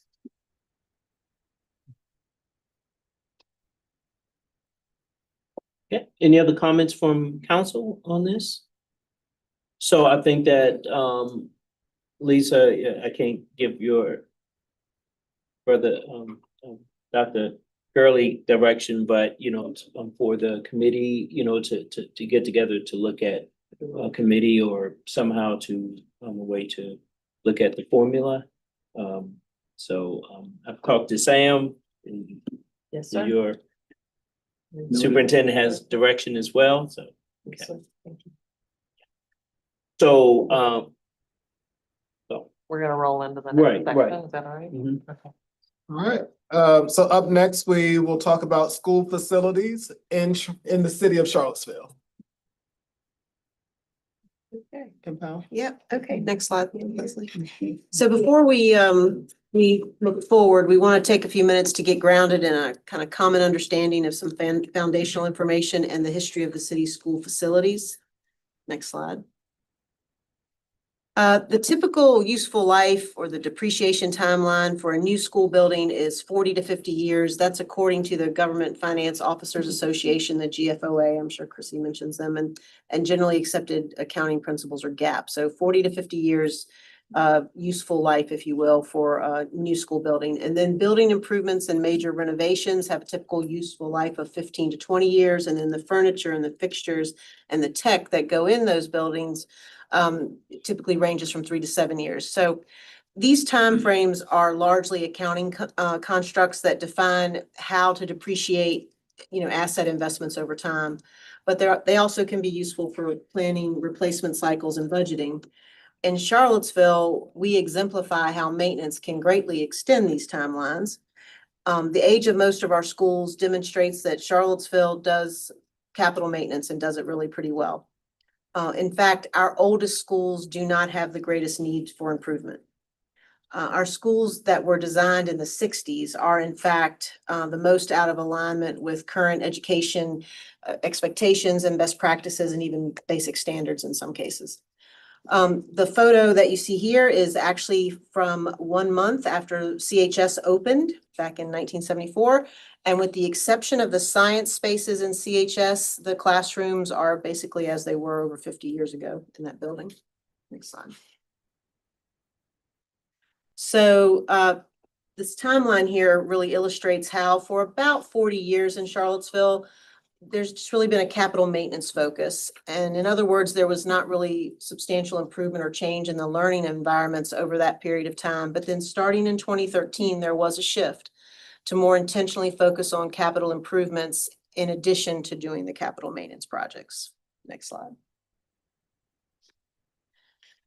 In 2016, a group that was called the Facilities Improvement Planning Committee, or FIPSI, started a process of looking at each school to identify meaningful projects that could, 1, be accomplished within the time constraints of the summer break, and 2, we started off with projects that were around $1 million.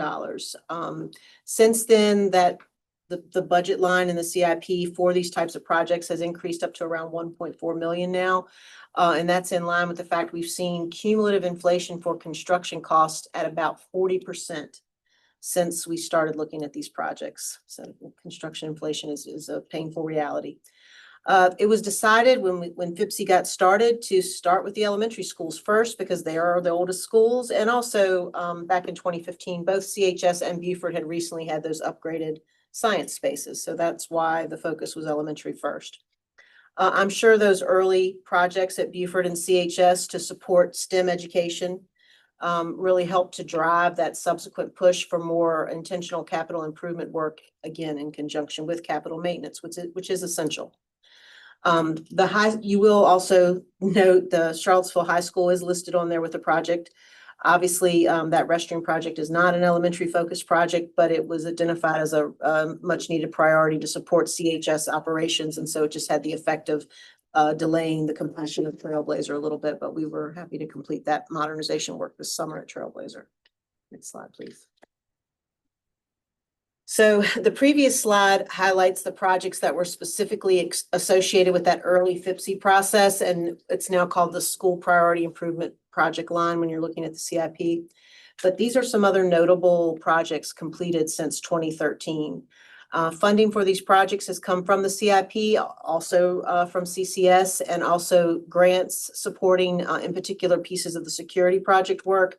And then the community partnerships have also played some role, particularly with the baseball complex improvements. That's a partnership with the Tom Sox. And then the Curtis Elder track and field complex had some good community support along with CCS support to get the lighting piece of that completed.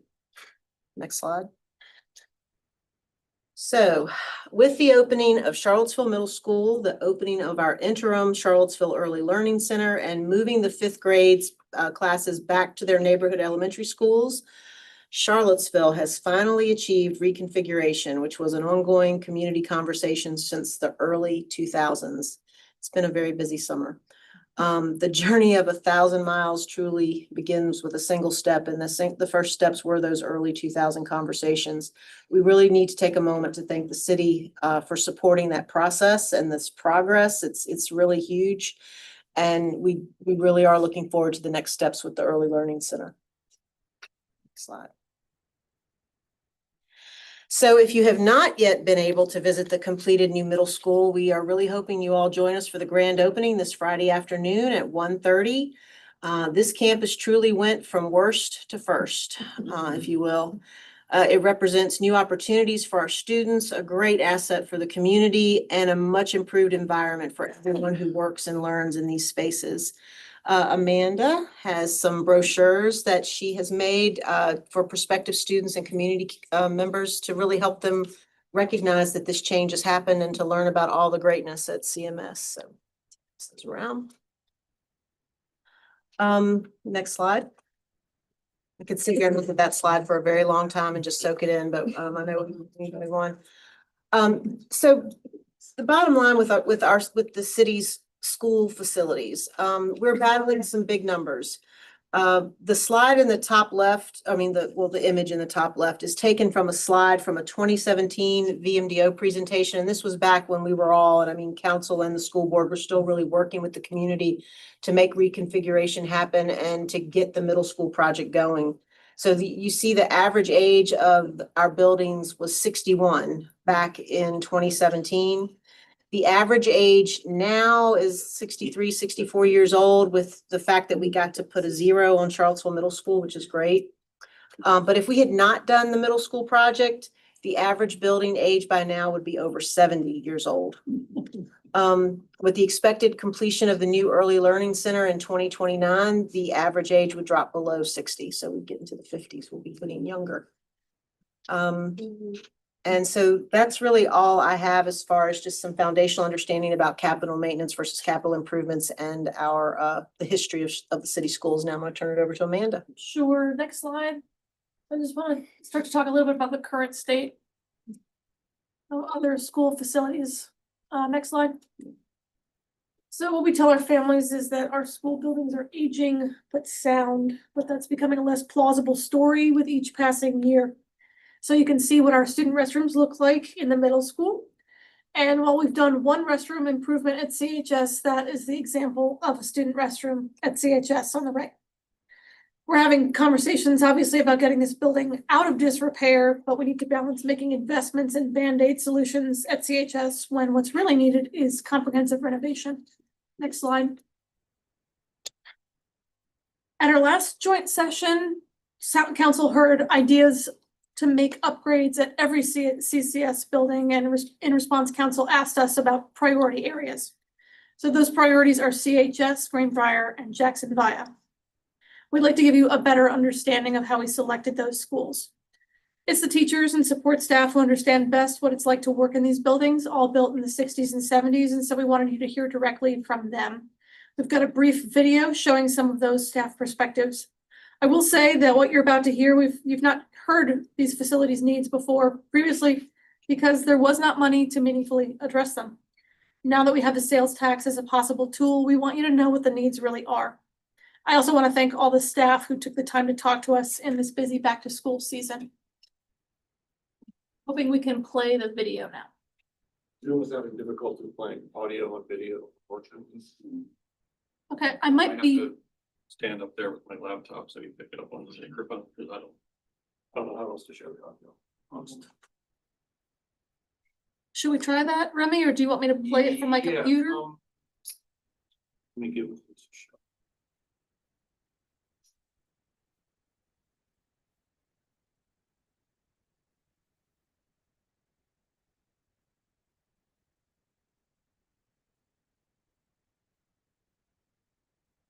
You know, as we're waiting for that to come up, when you mentioned the improvements to Beaufort and Charlottesville High School science labs in 2013 and 2014, I just thought that those improvements is what prompted my daughter Gabriella to be interested in engineering. She's an engineer now in Northern Virginia, just those new labs and those new facilities. I know it's thousands of other students that it sparked their interest because of the facility, so.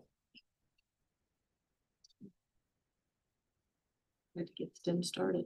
Meaningful STEM education.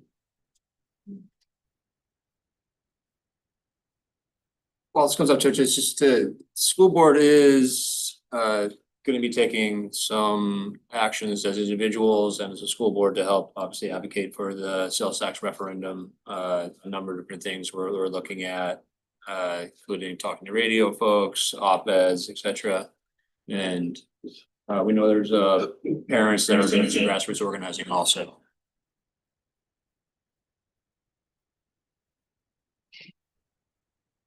Works.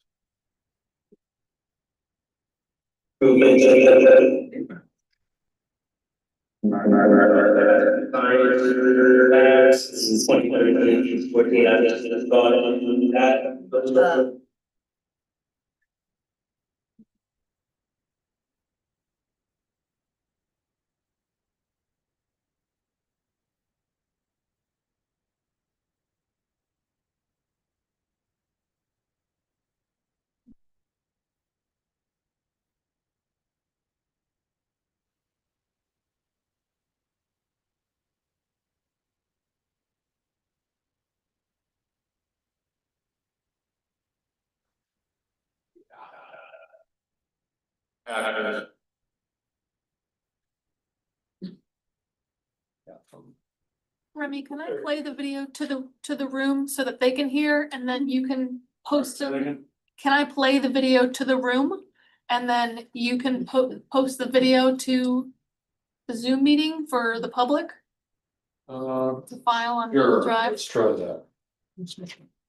Thank you. All right, I'm just gonna put my Always a teacher. volume all the way up. You won't be able to see very well, but it's really it's not a professionally produced video, so let's just consider it a kind of podcast.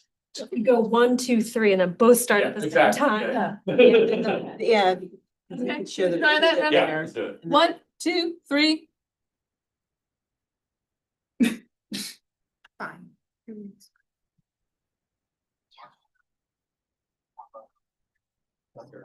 All the way up. Maybe you should go. Can you use the mic up there, Amanda, with your computer? All right, let's try that. It sounds like you turned it down. Yeah. So he's got the sound off up there, but it's picking up your sound, looks like. My computer. Just need to invest in something that plays dual. Even though it's added to the. Add it to the list. Just a promo probably. Yeah, just.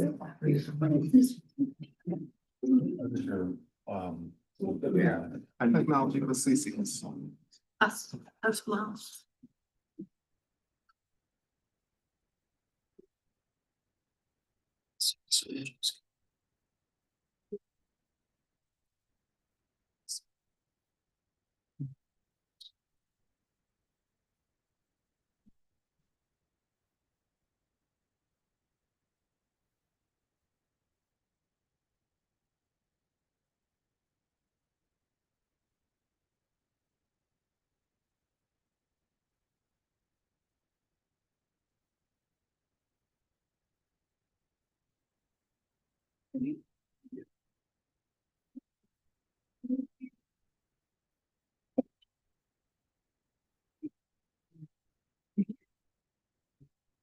Come on in, watch yourself.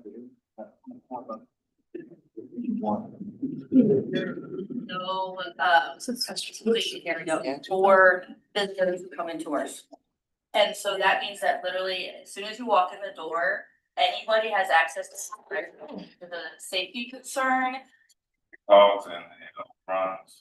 And it's not something you could just fix with a plunger. No, they have to come and snake it and whatever else they have to do. But for the staff, I mean, it's 2 bathrooms, so it's kind of hard. And these are the only bathrooms back in this end for the staff, so we have to go all the way over that end. Well, we've never had a cafeteria at Greenbrier, so it's something we've grown accustomed to in one way, but now that we have 5th grade back, it's putting a huge strain on us, and instructional staff are covering lunches, and that ultimately gives us less instructional time. This side of the building is settling, so much so that these tiles here, which are asbestos, are cracking. What this Band-Aid solution has been is filled with concrete. Our gym has been desperate to get floor issues, got these lovely metal pieces here. We routinely will have kids kind of come in here and maybe fall down or something like that. At the time of the year, this room is gross, it smells, not a place where you go to calm down. We do have our library that was recently renovated and it's wonderful. But other than that, really no improvements have been done to this building in my time here in 35 years. The restrooms are wrapping up now. That is another project there. High school students. Here through the air ducts, everything that's going on. Right next to us, so they're listening to a song, we are also listening to a song. If they are playing a game, we can hear everything that they're doing. And the last thing with this room is that the air quality, the airflow is really not great, so it gets really hot by the end of the day. I actually put out a call to friends on social media, got a bunch of free fans because the heat was just unbearable by the end of 7th period. There are not enough classrooms here. Especially compared to, I think we have 5 teachers that don't have classrooms. I am working out of 3 other teachers' classrooms, and for 3 of them, I am teaching during both of their planning and duty periods. So the 3 of us no longer have any privacy if we need to make a phone call, if we just need a quiet moment, if we need to do a video meeting for an IEP meeting, something like that. There's no airflow in the wrestling room, which can get dangerous because we're sweating a lot. So we had to take out ceiling tiles to try to create some airflow coming in from the spare gym. That has helped. There is an AC unit in there, and we're not quite sure where this is coming from, but whether it's from the AC unit or a leak, but we have come into the wrestling room a few times and just found a huge pool of water sitting there in the mat.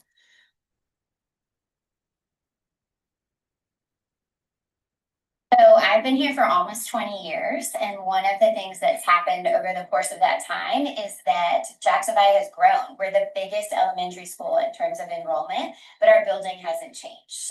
Down in our auditorium, it's a multi-purpose space. There are no permanent seats in there, and we no longer fit. The nutritional staff has to transport lunches each day from CHS to Jacksonville. We don't have space for the students to eat every day. We do not have an actual cafeteria.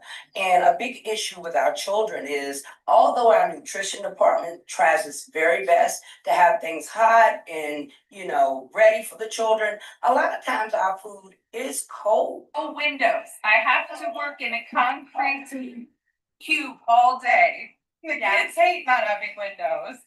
On the building, there are, this is where the doors don't quite flush with the ground, we have lots of bugs, especially this June bugs, slugs.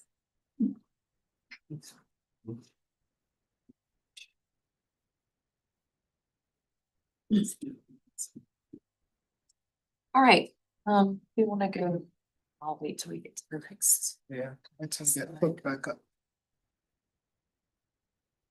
Okay. There's clearly a lot to take in from those videos about the deficits of our current facilities from an operational standpoint.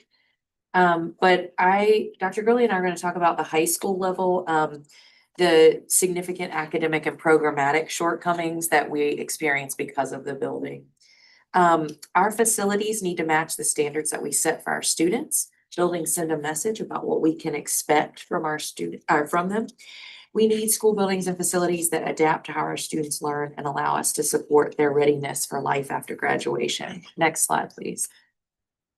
Our district serves a diverse community of over 4,300 students. These are some of the numbers.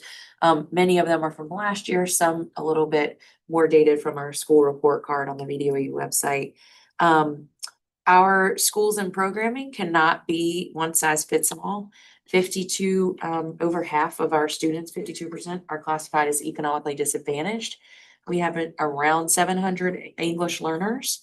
When we're planning for our spaces, programs, and facilities, we have to ask ourselves whether we're doing so with the needs of all of our students in mind and whether our facilities provide safe, healthy, equitable, and instructionally appropriate environments that enable every one of our students to succeed.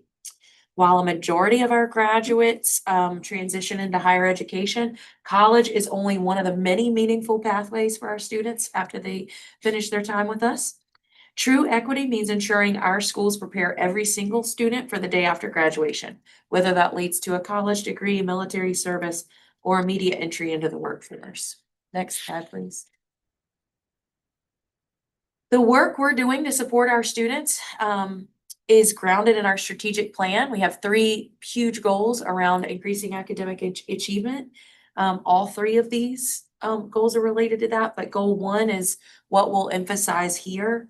And that's what it means to be a life-ready graduate, ready with a plan. Dr. Gurley tells us all on the instructional team all the time that the most important day in a student's life in our school system is the day after graduation and what they're doing. And so that's something we all take to heart, and it's definitely rooted in our strategic plan. Next slide, please. It's not just the our strategic plan or our work, though. We're actually charged by the Virginia Department of Education around this work as well. In 2024, the Virginia Board of Ed adopted a new accountability structure, the School Performance and Support Framework, which introduced the 3E Readiness Framework as our high school indicator. The 3E framework evaluates how well we prepare students for 3 distinct post-secondary pathways: enrollment in a higher institution of higher ed, employment, and enlistment. Simply put, our charge is to ensure that every student that graduates ready for the day after high school, whatever that means, whether it's college, workforce, or the military. Next slide. All right, so there's a question here about how we equip all students with a plan for the future. And so as you think about that question, what you really need to begin with is that every student deserves a roadmap to be successful for the future. And that means designing education that sparks interest and that leads to directly to high wage careers. And so we aren't just teaching students. And so I think we have to remember that when we're having conversations, that we are preparing the next generation to drive our economy and to lead our communities. So this is the next generation. This is who will, be the leaders in the Charlottesville city community. And so if we are prioritizing their needs, then we're doing a disservice. We're doing a disservice to our students in our community. Next slide. We spoke about, just talked about sparking that passion and building the next generation. But when we think about the space at CCS, it daily actively holds back the potentials of our students. We have, I know we couldn't hear the video, but there was a teacher who said that she's one of 5 teachers who teaches on a cart. And what that means is that we have at least 20 class periods that rotates throughout the building without a permanent location daily. So I think you have to let that resonate with you that there are 5 teachers, and these are 5 full-time teachers, because there's also data that we can provide about other teachers who are rotating throughout the building. But there are 20 class periods that rotate throughout the day, and that's limiting potential. And so we are required, as you heard Dr. Isley say, we're required to focus on the 3 E's: enrollment, enlistment, and employment. Yes, ma'am. Just to clarify the rotating sections, do Mhm. students go to the same place every day and the teachers rotate in from The teacher, somewhere else, or how? yes, the students go to the same location, but the teachers have what we call no home base. Most of the teachers do have a classroom, right? So you come in and visit me in room 112 every single day. But these 5 teachers are rotating, which means the materials move, everything is in a constant state of change for that teacher daily. And what subjects fall into that? Could it be any subject other than like Yes, science, ma'am. or is The it? teacher you saw there was an English teacher. There's an English teacher. There are also about 12 other teachers who rotate for at least one other period because the class size is not conducive to the size of their current class. So they may have a class of 28, but their class only holds 21. So that teacher may move for a period.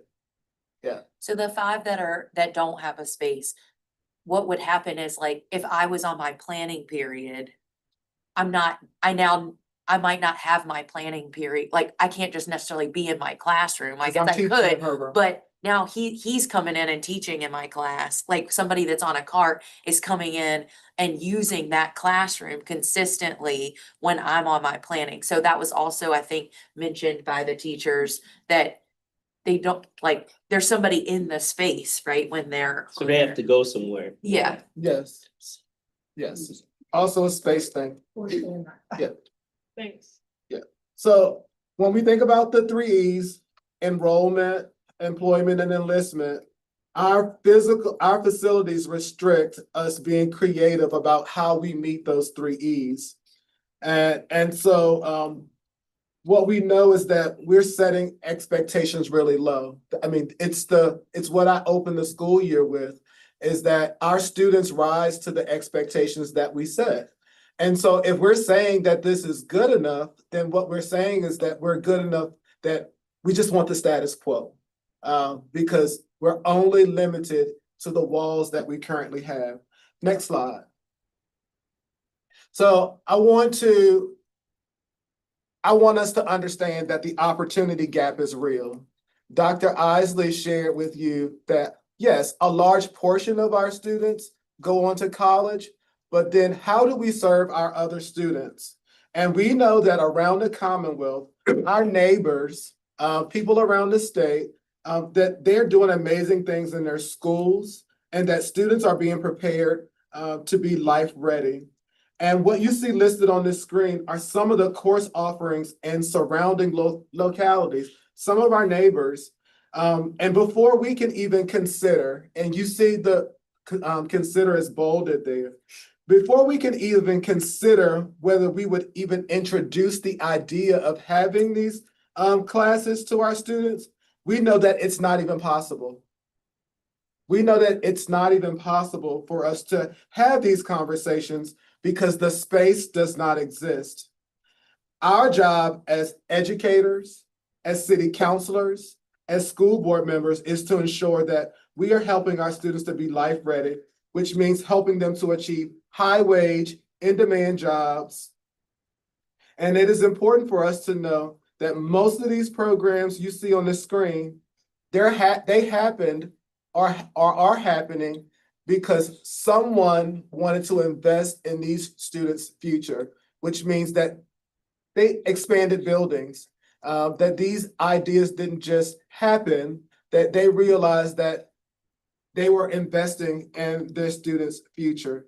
And so if you look there, we talk about biotech. Biotech is coming to our communities, very high wage jobs that we will not be tapping into without the space. And I won't go through all of these things, but I will tell you that I was a product of the military. And I would not be sitting here as a superintendent that if I didn't have access to that. And so why can't we look at ROTC? You know, I think when we talk about teacher shortages, early childhood education, there's a school system within reach of us that the students are working in the preschool center daily, but the prerequisite for that is having students to be able to learn that skill in the building. And so, again, we hear conversations on the news about childcare centers closing because you can't find the workers. Well, we can build our own with many of these things. HVAC. A lot of our students, we love K-Tech, but there should be courses that introduce that pathway in our comprehensive schools. Everything you see on this screen are courses that are offered at our neighboring schools in the comprehensive school. And it's a pathway. Some of those are pathways to their technical center like K-Tech. And you know, when you think about turf, turf management, students who are working, repairing the turf, painting the lines, learning how to take care of turf, they're doing that right on the school's campus. These are all things that are not opportunities for us because the space does not exist. Last slide, please. And so Yes, real ma'am. quick, you mentioned other Virginia public high schools. Can you give us an example of some of those? Oh, absolutely. So we've taken from Albemarle, we've taken from Louisa, we've taken from Savannah, we've taken from Dinwiddie. I came from Dinwiddie County, and Prince William. I came from Dinwiddie County Public Schools, and far less resourced than Charlottesville City Schools. And I will tell you that they're outpacing us in the comprehensive school with what they offer for the students. And I think that any council person can get, or school board member can get in a car and take that drive. When you look at what's happening in Louisa right now, Louisa is outpacing us 3 times over. So much so that they've built a whole tech center onto the school. Plus, they're still sending students to the tech center outside of the school division. And what is the, how does that shift their academic focus? Like, It doesn't shift the academic focus. What's happening right now is we've shifted academic focus because we make our students choose whether they want to give up half of their day to go to K-Tech for something that they don't even know if they're going to be interested in. And I think that is another reason why Black and brown students are underrepresented. And let me be very specific. It's another reason why Black students are underrepresented at K-Tech is because we don't have a lot of the courses that anchor their interest in the comprehensive high school. So if you go over to Louisa, I think they probably have about 4 or 5 of the courses that are listed on this screen, on your screen. So it doesn't shift the academic focus. We in Charlottesville shift the academic focus because we make students choose whether they want to be in the comprehensive school or go to the tech center, when there are many things that we should be offering in the comprehensive school that we do not. What would be maybe you'll get to this later. So if that's part of it. There's only one more slide. Okay, if this sort of learning was incorporated on campus at CHS, what would happen to K-Tech? Oh, we would never replicate anything at K-Tech. We would never replicate. K-Tech stays intact. These are things that are currently not at K-Tech. These are things that are like 1 period classes that a student can go and take and have the rest of their 7-period day. So instead of like the elective being orchestra, the elective would be geospatial tech. Or you could do both. I mean, I think what we do right now is we make children choose whether they want to have a liberal arts focus or go to K-Tech. Like HVAC and plumbing are definitely there in the evening with the adults and so forth, but even the exploratory offerings are so key. That's what you see in places like, Mhm. like you get an exploratory and then you know you want to do it, and then you can commit more of your schedule to that as a high school student once you've had that exploratory exposure. Yeah, like hospitality and tour. So if you think about it this way also, hospitality and tourism could be a class period that students take at CHS, but then in a year or two, they could go over to K-Tech and they could do the culinary program. We're in Charlottesville. I mean, tourism capital. We should be tapping into hospitality. We could do that in the school, but if we had the space. But again, we should be yearly getting the interest of what our students want, which we do. But what we also do is we don't put the things on the table that our kids may be interested in because we know that we don't have the space, we don't have the facilities to do those things. So we're creating the barrier. I mean, we're creating the barrier, and the people in this room, myself included, we have the opportunity to eradicate that barrier. And I think it's important to think about like early exposure too, because like right now, if you go to K-Tech, it's like started 10th in 10th grade. So the earlier we can get our children exposed to some of these opportunities and to see if there's something that they like, then they have a greater chance to see if this is a path that they want to go into in the future.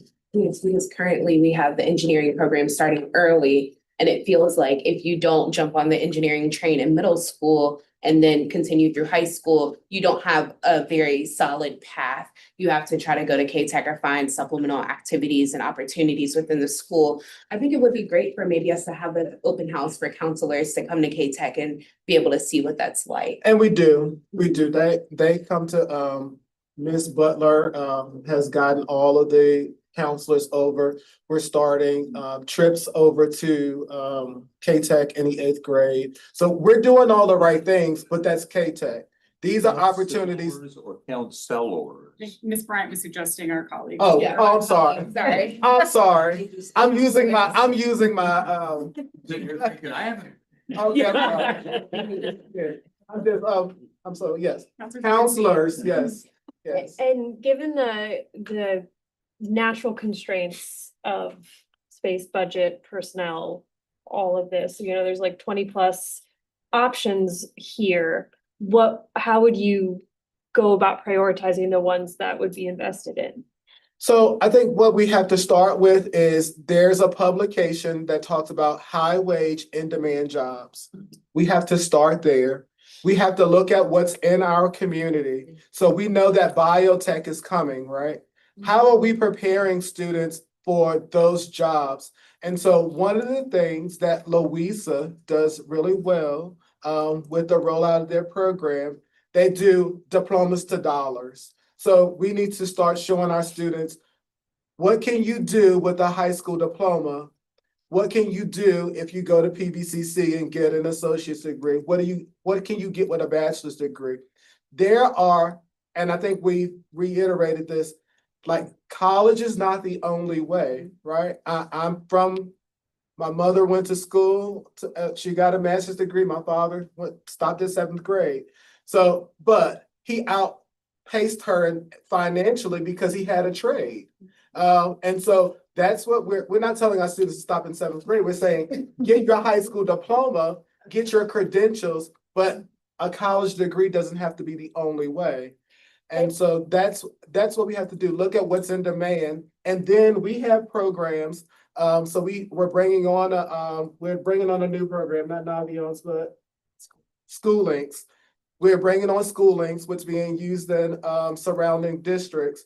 Then we can see our students have a high interest in the medical sciences, but we're limited to only a small pocket of classes, or there is a high interest in ag, but we have few ag classes. We do have some ag classes.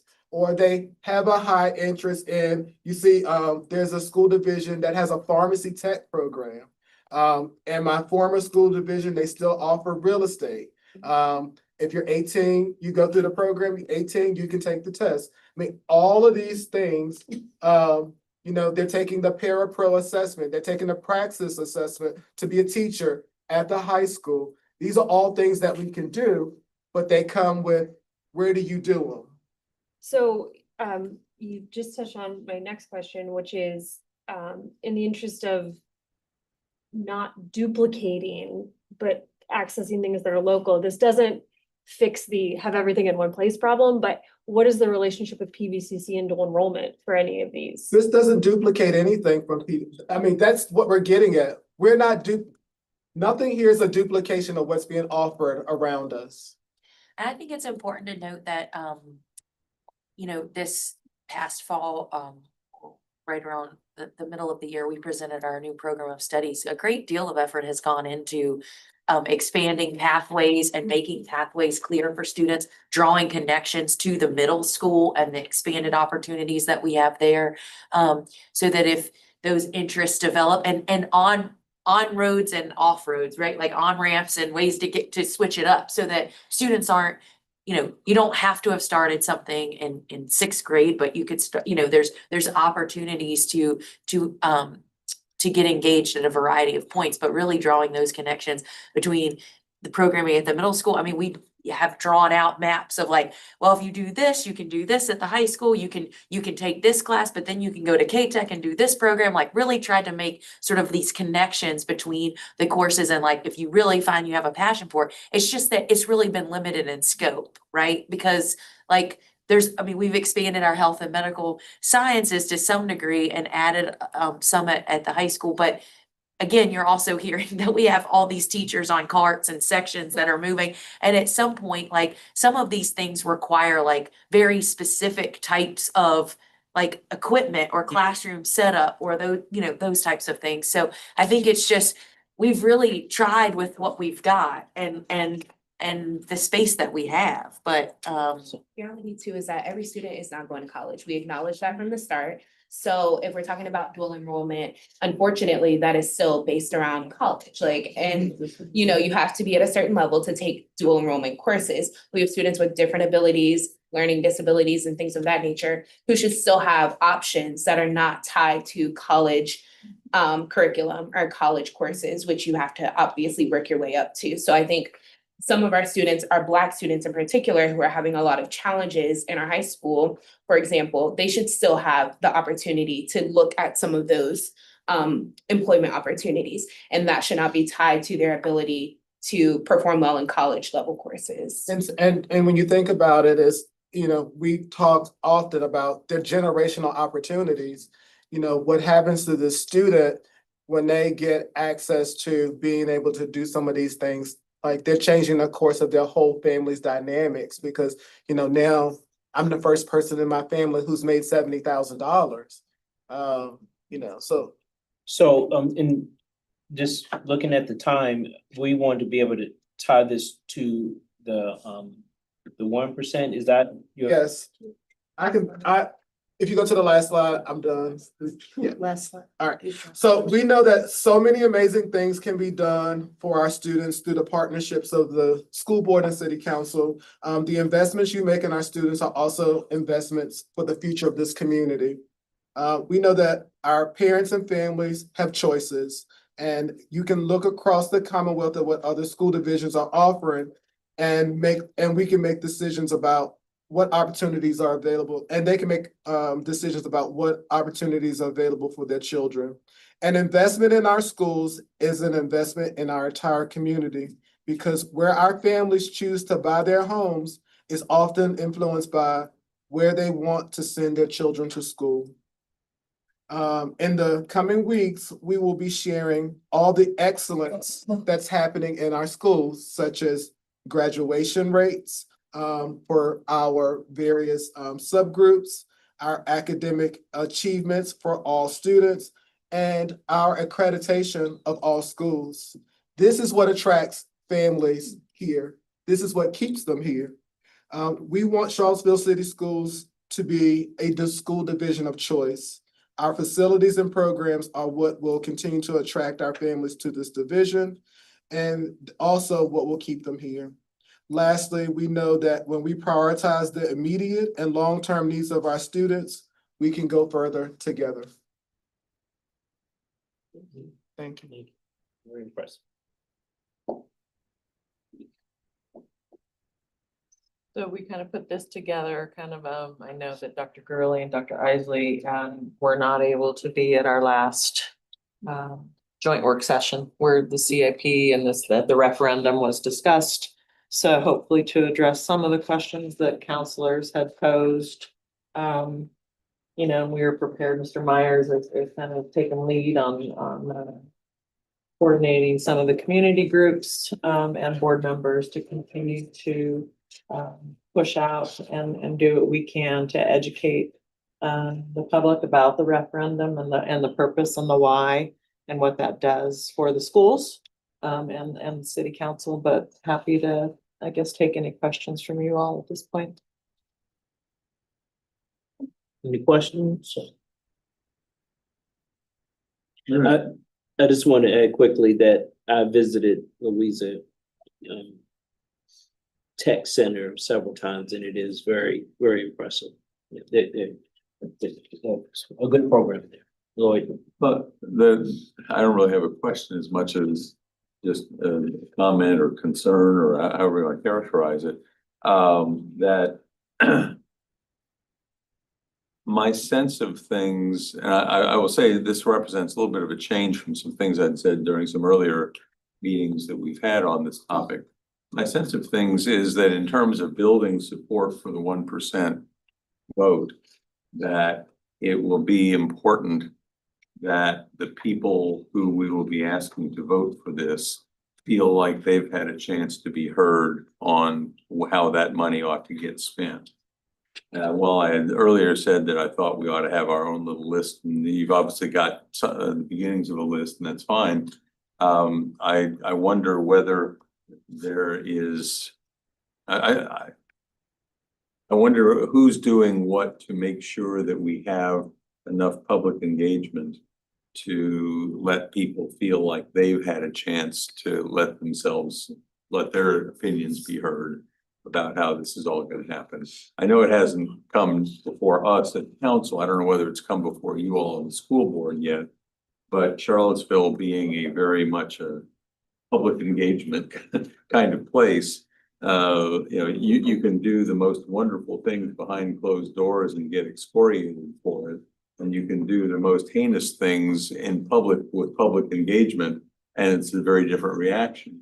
And I would like to make sure that we're paying enough attention to this task of engaging the public so that they feel like they are a part of the decision-making process as well. So that when the money hopefully gets allocated and gets spent, that they will feel like they've been a part of it. That will encourage them to vote yes. That's my overall comment. It's not really a question, and I don't have a specific, ask that somebody respond, but I just hope that the effort moving forward will really focus on that kind of public engagement.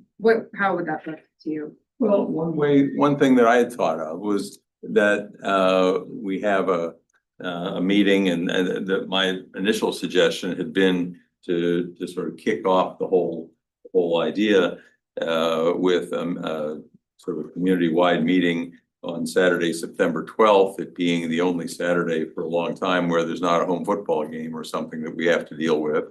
And maybe have a meeting of a presentation at CHS or someplace like that, where some of the materials that you all have shown to us about the physical needs of the buildings can be discussed, where people can get a sense of not only what the problem areas are, but what the opportunities might be if we basically begin the selling job, and then see how many people can get enthused by that. And if there's a way to do it. I am not an expert on this by any means, but I was often involved with them when Satyendra Ahuja was the director of planning. You would have these design charrettes where you followed a presentation about the needs and the problems and so on, with various ways of getting public input and some people meeting in smaller groups to discuss things, or coming back with one of the things that's been done a lot recently is that putting sticky notes on the walls by the things that you like, and that kind of thing. And it's more than anything else a chance for people to feel like they've had an opportunity. For example, if we present this kind of information and we say, here are the problems at Jackson Via, here are the problems at Greenbrier, here are the problems at CHS and problems at various other places, tell us which ones are the most important for you all. I would bet that we'd get a fair number of people who would simply say, where my kid's going to school is the most important place. I'm going to put my sticky note on that place. But I suspect that you would probably, get a wider variety of opinions as well, and an opportunity for people to feel as though they're involved in decision making. I think that's a good point. And I do think that there should be a meeting of some sort. I also think that we should be taking this sort of informal survey to the communities, mainly just so that we don't draw out the exact same demographic and we do want everyone's voice, but the people who come to like the participatory budget sessions and things of that nature, I feel like we get a common demographic constantly. And so in order to get more people, I think Dr. Gurley, the FACE team has been doing a lot of community engagement, thinking about West Haven Day, going out to festivals, going out to the farmers market. Like we could do a sort of informal survey in that nature too, send something out to parents and other community members. But I fear that another meeting alone just won't do the job. And I'm not saying you were suggesting that. But I just want us to be a little bit more innovative about how we engage the public on this. And one thing we talked about internally is that we want to be cautious of like getting people to like, how do you want us to spend the money before we get people like to the yes. It's really more about, we have needs, and I know our communications team has been doing a really good job and have this whole robust plan about how they inform people about the referendum, because we can't tell people how to vote. We can only tell them that there's a referendum, 1% sales tax on it.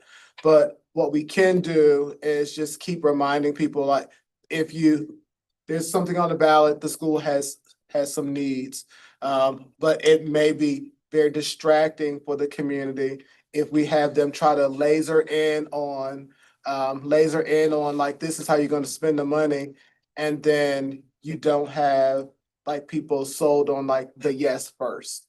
And that's why we've been focused on like saying, we've done the work for you. Here's three places. Because remember, when we came the last time, there was this long list of projects, and we've reduced those things down to 3 and said, if we had the money, we would focus on these 3 areas. And so really the baton pass is like, let's get people to the yes. Let's get them to. The most important word in political advocacy is imagine. If you can get people imagining a better future, imagining a nicer building for their school, for their kids to go to, that gets you to yes. Don't wait for the yes before you start asking them to imagine. And so, Lord, Phil, I think this is why a year ago we started in the facilities committee jointly, CIP, to have your team here and staff have the joint committee to tell us what are all the projects, right? And I think we've seen that product here, and Mr. Goddard led for us, that I think to your point there articulated, here are a bunch of different projects and needs that could be done, and a little bit of a plan, so that I think to your point, people can react to something and have that. And our comms team here is going to be helping articulate that out and put that out there. I will say we do have on September 23rd on our budget calendar here already a listening event we're pushing out into the community, not just about the sales tax referendum and this, but also many other things. So we'll be doing some getting feedback from folks, in addition to many other things. And to counselors, if you want to help push the sales tax, please come let me know. Again, we've been organizing. Yeah, I'm sorry. Go ahead. A bunch of, again, different activities, and can coordinate that with you. Sorry, Mayor. Yeah, I think it's definitely something that city council and the school board should be doing to promote this. What I just want to be clear on, are we saying, you know, to overall get to the yes, are we saying please support Charlottesville Aging Schools, or are we gonna say please support these 3 projects? Well, I think the 3 projects come after the yes. We get people to yes with here's all of the things that could happen. We know we have to do them, get to the yes, and then we work on solidifying the priorities. And what are those top 3, or what are the handful of things that we're able to do with that, or what progress can we make? That is all what we can, that's less imminent than getting to the Right, yes. and so what I think that we need is that some consistent talking points for all of us to say, when we get asked at the grocery store, at the ballparks or wherever, and we do get that, like, why are we doing this? And so I think we all need to have the consistent message that Afton needs to work with Amanda, whatever, you know, if we're gonna get some outside help, but that message needs to be consistent for all of us. I appreciate that, Mayor Wade, and I've given that direction to our board, and I'll share that with you. But essentially, the 3 talking points for why why schools need infrastructure updates are to ensure that schools are safe and secure, to ensure that they're up to modern learning standards, and to ensure that our graduates are life ready.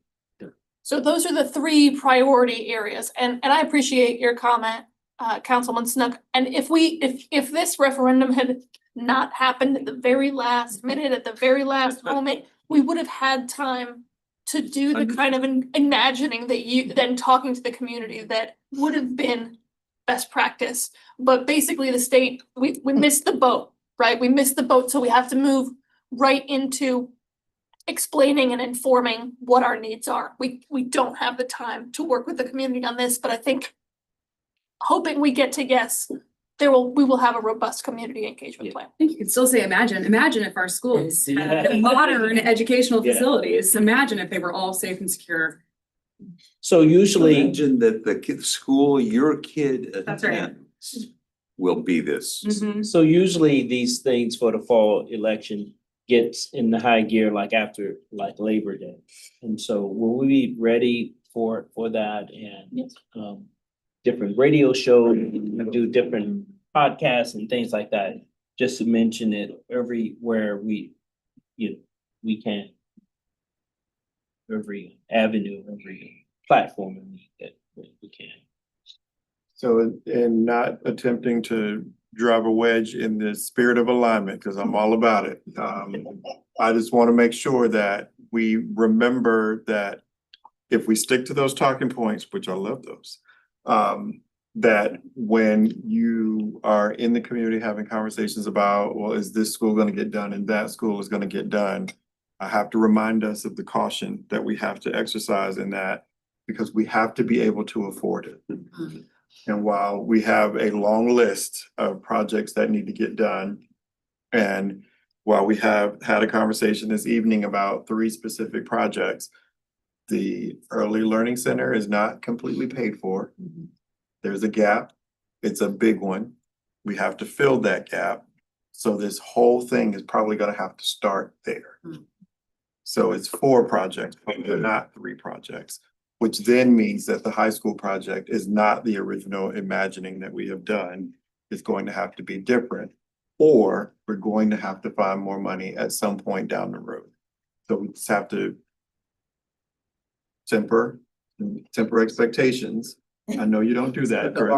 We have to temper those expectations for what we know today. We can solve for whatever we need to solve for in the future, but I appreciate the idea that focusing on the tax referendum itself is the right thing to do at this point, because we do still have some number crunching work that has to get done as it relates to which projects are going to be the ones that get done through this resource. And if I may add to that, Sam, I hope I'm not getting too far out over my skis, but in terms of community relations and talking to people in the grocery store, it is important for them to know that we don't believe the tax solves all school facility needs for the future. And it's important that we communicate that so that in 20 years, if we need to ask for, or in 15 years or whatever it is, that we don't, that voters don't feel like, we pulled the rug out under them.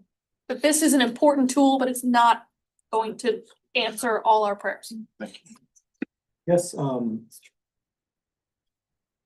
definitely the most important thing is just having alignment to get the sales tax referendum passed and hopefully passed by a very wide margin to allow these investments.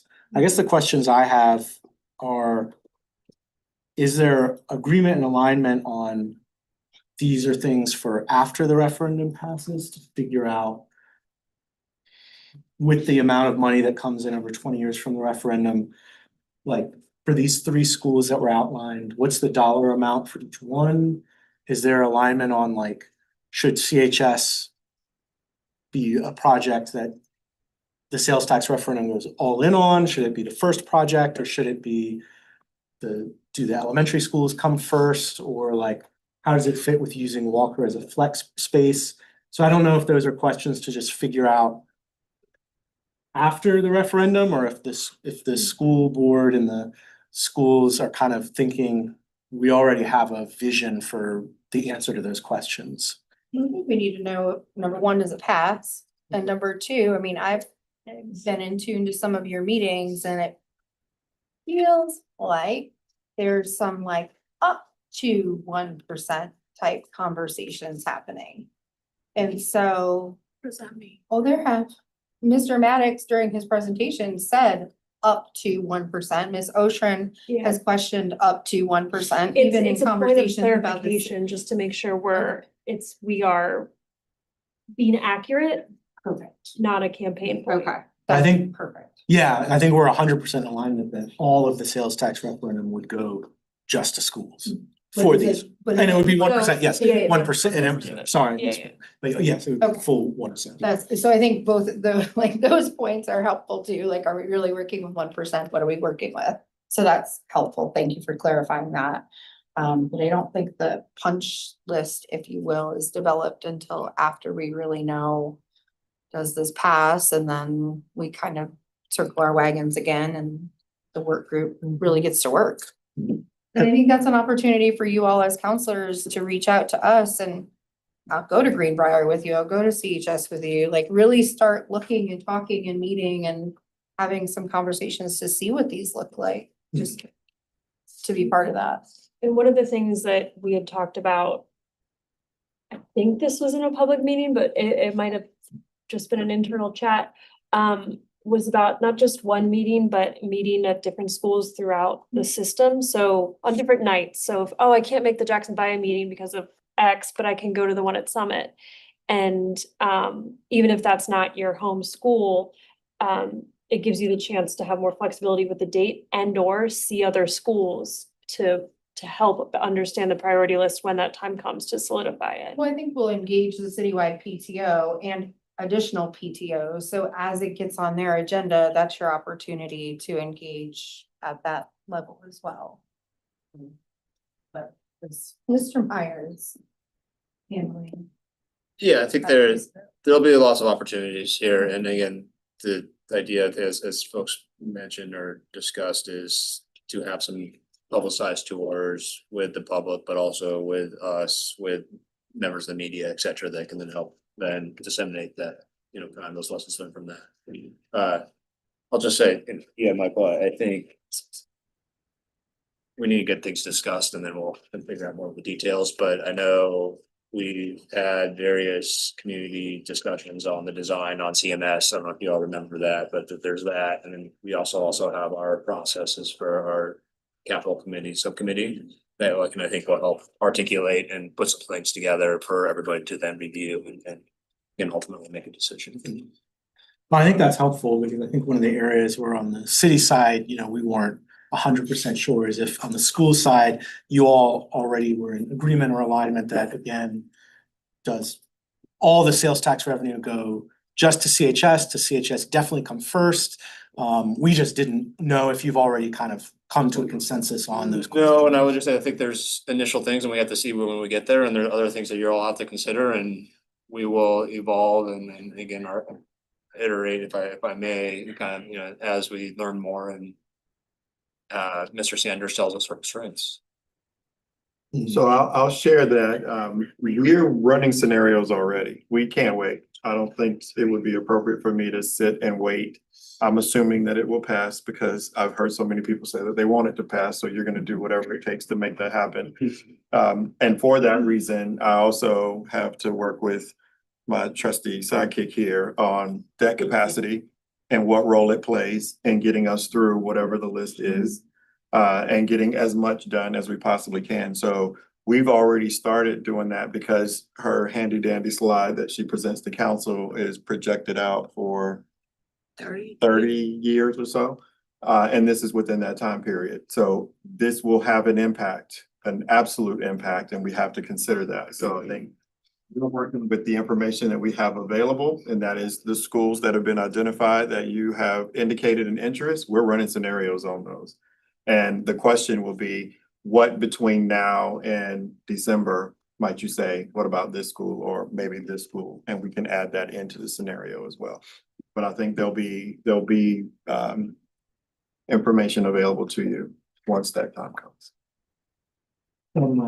Just quickly, I know it was mentioned a little bit earlier that even if the sales tax referendum passes, I think we all acknowledge there's still a way more additional capital needs beyond even that.